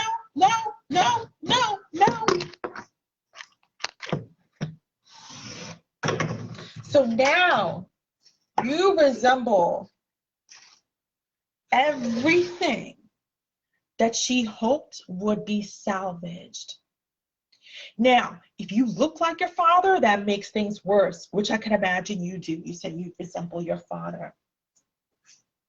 I feel it makes things worse. But the mere fact is that the only people that were distant from your mama were you and daddy, mirroring each other. She pushed you away, and she pushed you both away. You two were both away and felt alone. And you, being younger and being a child, couldn't just hang out in life feeling alone. You needed somebody to feel something. And the only thing that you could have to not feel alone was daddy, who was so far away that you couldn't even touch him. You couldn't physically be near him. You couldn't physically see him. You could only imagine him in your mind. You can only imagine him in your mind. And when a daughter imagines her father is in her mind,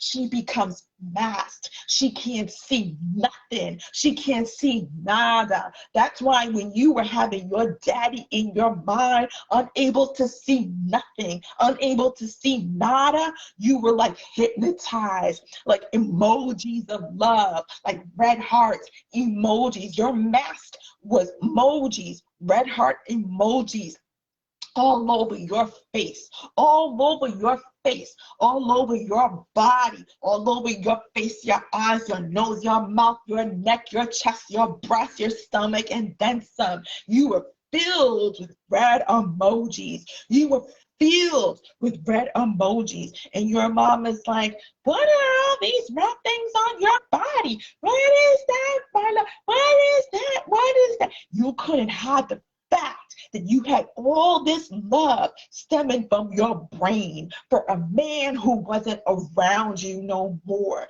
You couldn't step away from all these emojis you put on yourself. Just like we add emojis to messages, we're like, emoji.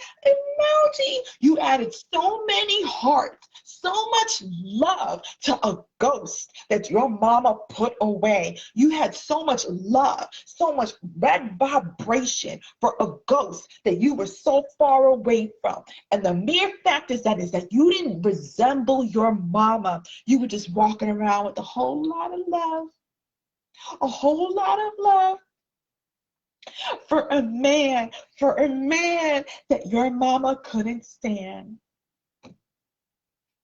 And the fact that you have so much love for somebody that your mama couldn't stand is what brought upon the harassment. Ooh, I'm about to get deep. I want to pause right there because I have to use the restroom. I want to pause right there. I will be back, Sophia. Hold on. Don't go anywhere.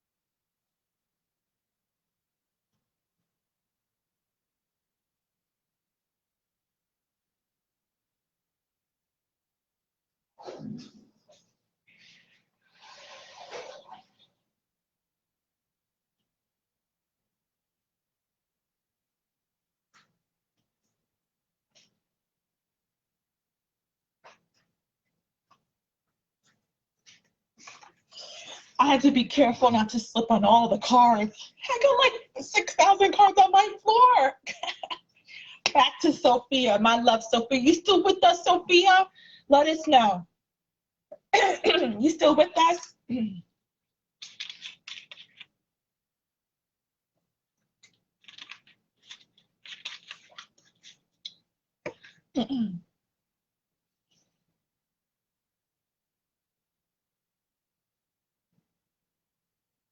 Okay, good. I want to keep going on this. I was saying that you were walking around with red emojis, red heart emojis all over yourself. And the fact is that you were mentally longing for a man that left your mama. You were mentally longing for a man that left your mama. The mere fact is like you were mentally longing for someone that cheated on your mama. I'm hearing that's why your mama hates you. You were mentally cheating on your mama, on someone who did your mama wrong. When I say cheated, I'm talking about cheated. It's like a couple that's together and the person cheats, has a third party, right? And continues to long for that third party. And the other person can't stand the situation. I feel like you cheated on your mama. But the fact is, I'm speaking on behalf of your mama. I feel like your mama is channeling through me. Your mama felt like you cheated on her with somebody who did her wrong. Your mama feels like you cheated on her with somebody who did her wrong. It's like a mother having a son who treats him like her emotional husband. I'll repeat, it's like a mother having a son who treats him like her emotional husband because her husband abandoned her. I feel like you longed for someone who mistreated your mama. It's like you longed for the enemy. You longed for the enemy. And I'm not telling you that you did. I'm just channeling from your mother. I'm telling you what your mother could never tell you. I'm telling you the emotional turmoil that your mother sees that could be warped. And I'm hearing not salvage. They're saying not salvage. I'm telling you all the emotional stuff in the spiritual, authentic language that your mother cannot tell you. That's why you're here to get your healing, because I'm speaking and channeling, connecting to your mother's heart and spirit so that way you can understand. Your mother wants to tell you, you cheated on me with an enemy. Wow. Wow. Your mother wants to tell you, Sophia, how could you? You picked the enemy over us, nosotros. You picked your papa over nosotros. How could you? You picked the enemy over us. But here's the logic of it. Your mother pushed you away from birth. Push you away.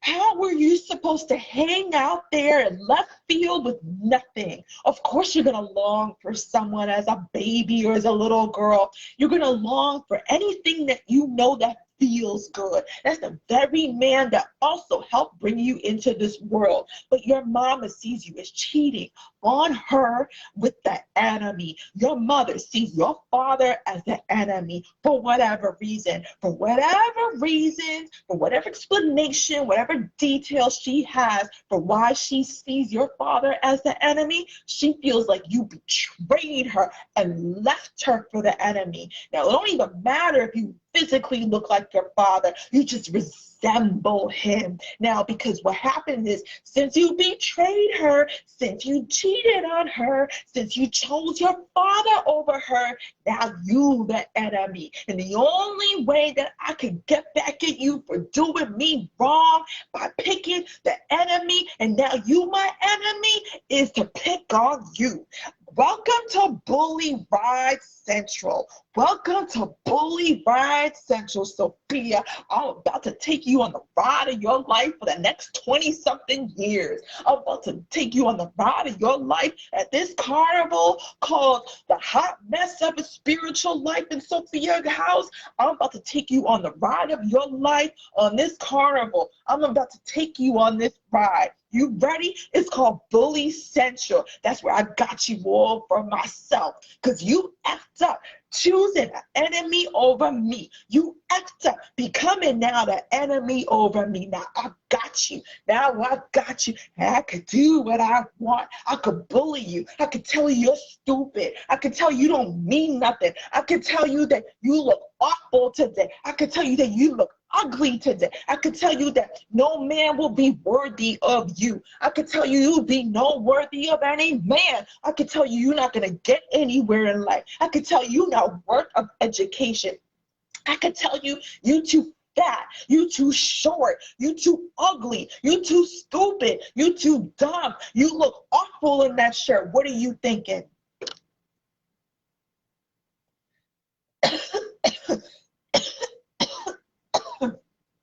Your mama choking me up.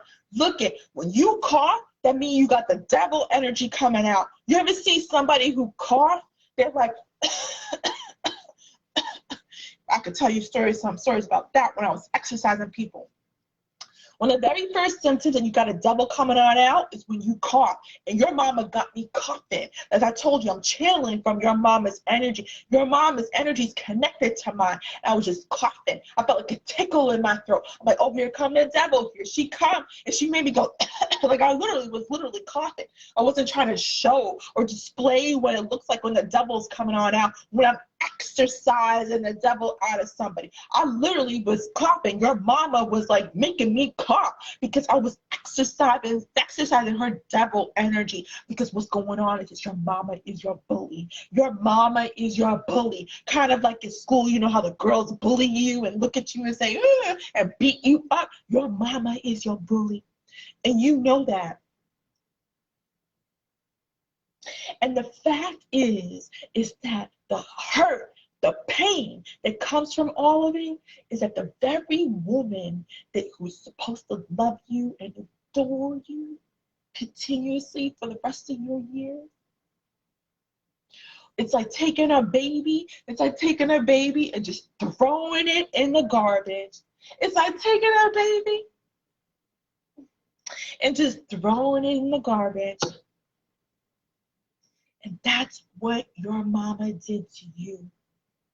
She emotionally garbaged you.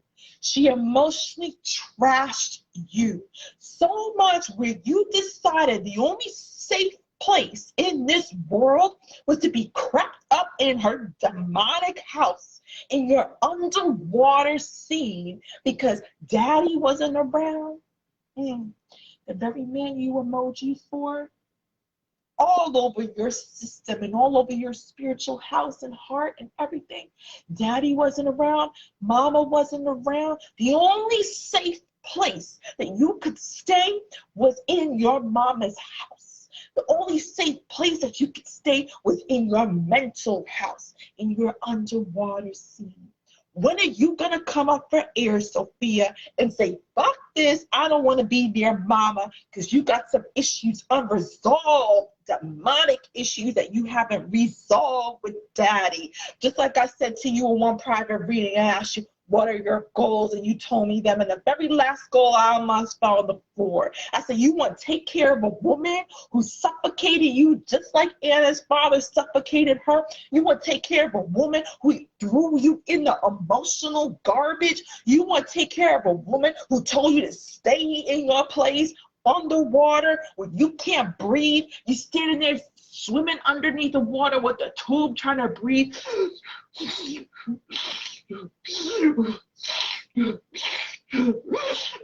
No wonder why your heart is dying. Who could do that every day?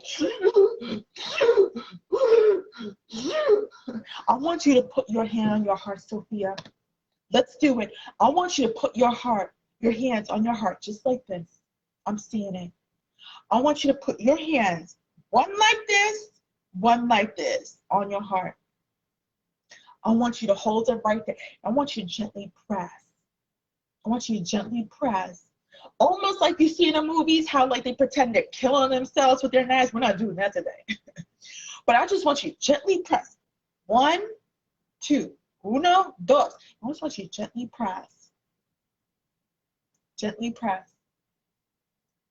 because we're exercising your mama today. The thing about it is that you're connected to your mother. The thing about it is that your mother is your bully. The thing about it is that your mama is your master. So you can't escape just through this healing session. You can't just run away like Harriet Tubman did, Underground Railroad. You can't just do that. I gotta exercise these demons that your mama has. And the only way that I can exercise the demons that your mama has is by exercising you, because you two will always be connected energetically, because she brought you into this world through what's called an umbilical cord. So spiritually, you will always be connected to her, but I want you to remember that spiritually, you are connected to God from lifetimes.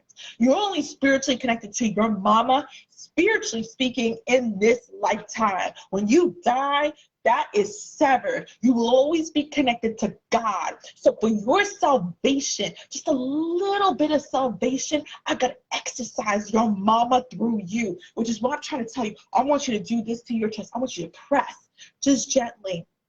Just press just gently, because your mama had me coughing, and that means your mama got some demons. And the demons that were created by your mama all comes from hurt and anger. I'm hearing anger. All comes from hurt and anger.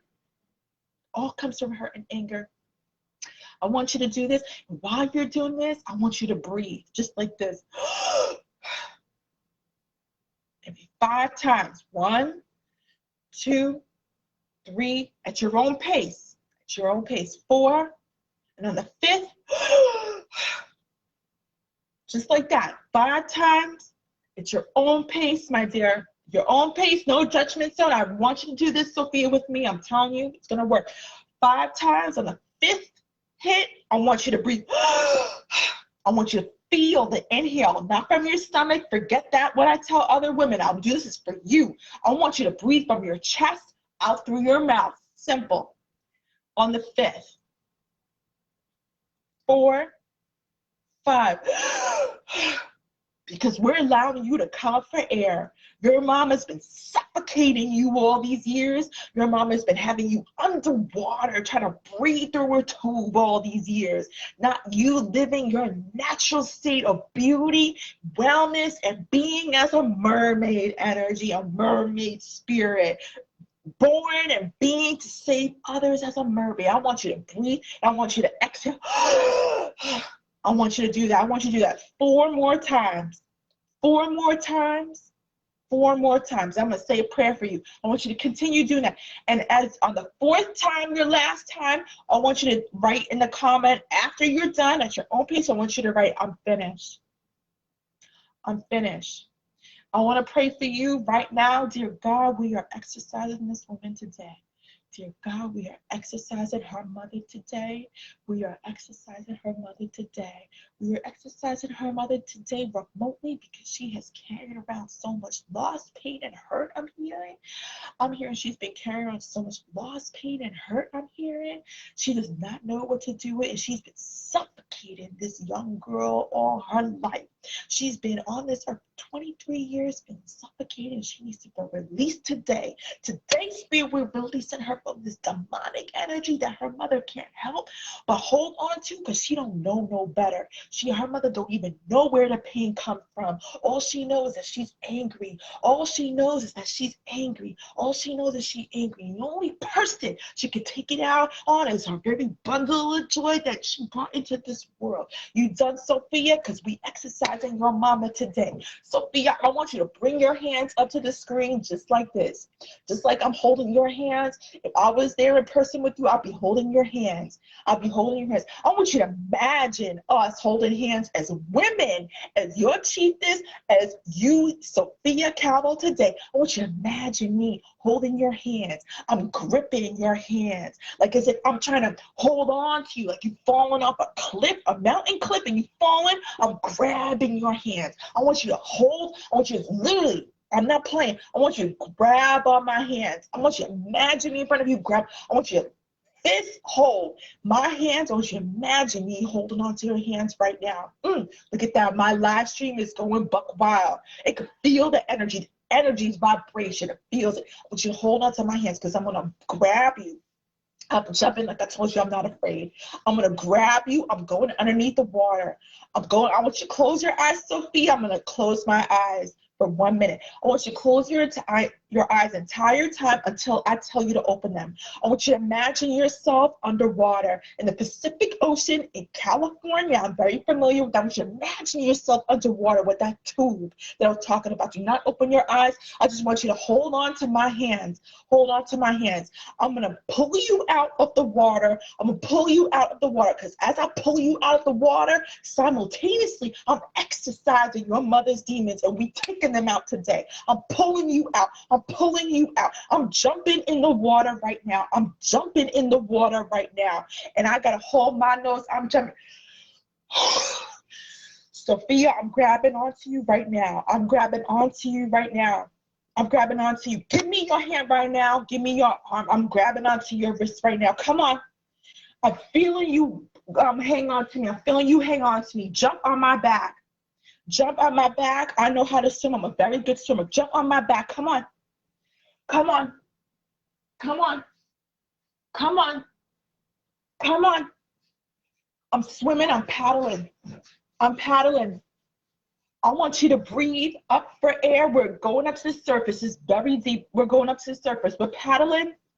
We're paddling. God bring us up to the surface. God bring us up to the surface. God bring us up to the surface. We're paddling right now. We're paddling right now. I want you to breathe. I want you to breathe. I'm taking the breath for you. I want you to breathe. I want you to breathe. I want you to breathe. I want you to breathe. I want you to breathe. I want you to hold on to me. I want you to breathe. I want you to feel, and I want you to breathe. I want you to breathe, and I want you to feel. I want you to feel, I want you to breathe. Oh, God, bring us to this earth. God, bring us to this sun. God, bring us to this life. God, bring us back to her life. She breathing, breathing, breathing, breathing. I'm bringing you out from underneath the water. You've been a slave in the water. Your mother put you there. You actually had a rock, a huge rock. I saw it, even not know that was there. Your mother tied it to your foot. Your mother tied this huge rock as your fucking anchor to your goddamn ankle. You gotta be kidding me. God, we exercising her demons today. Her mother put her down in that water, put a big rock around her ankle, made her stay underneath the water on purpose. And I am taking her, I'm extracting her from this demonic energy. Her mother is a demonic energy. She don't even know it. We got to get Sophia out of this underwater today. And I just pulled her up as God brought us to the surface. And I want you to breathe, Sophia. I want you to breathe. I want you to literally physically breathe as if you just come out of water. I want you to do what I just taught you. I want you to breathe from your stomach, because I'm about to pull all the emotions. I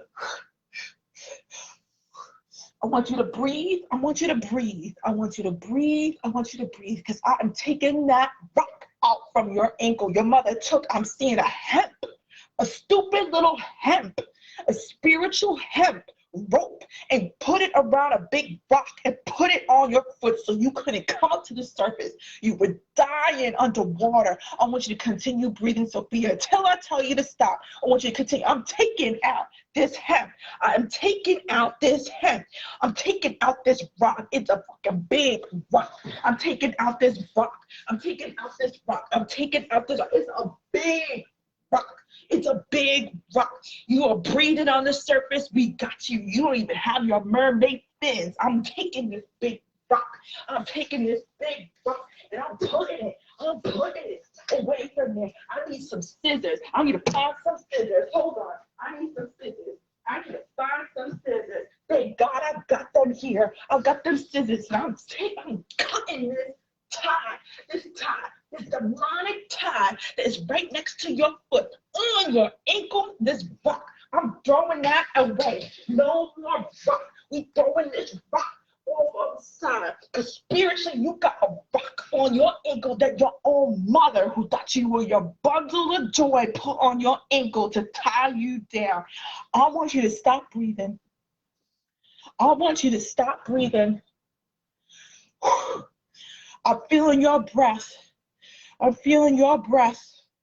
I'm feeling your breast, Sophia. It hurts.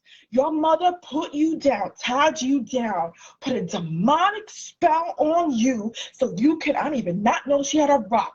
She put a demonic spell on you so that way she could keep you down, not just by words about your physical appearance. I'm talking about your spiritual greatness. That's why God sent you to me. I told you, you were sent to me for a reason. I want you to feel freedom the freedom in your heart. You are a mermaid, and we sitting right now on the shore of this Pacific Ocean that you live under in. I want you to feel me with you. I am with you. I want you to put your hands out in front of you, and I want you to hold hands with me right now. I want you to hold hands with me right now because I know it's hard for you. I know it's not easy for you. I want you to hold my hands right now because this is what women do when they say, I got you.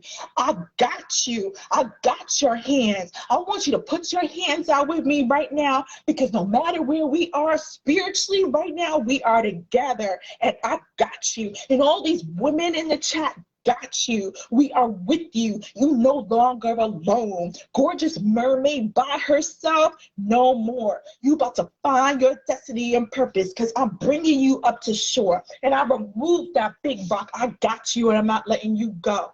I'm not letting you go. I got you. We're here for you. And it don't even matter why your mama does what she does. It don't even matter because it's not really her. It's Satan. It's a demonic spirit on her. Because no mother in their right balance, light and love mind would say the things that she said to you. Don't even pay attention to that. I just want you to hold my hands just for a moment. I want you to hold my hands. I want you to close your eyes. Close your eyes. And I want you to put your head down.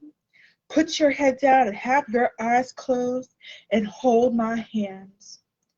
And we're going to talk prayer, and we're going to free you for good.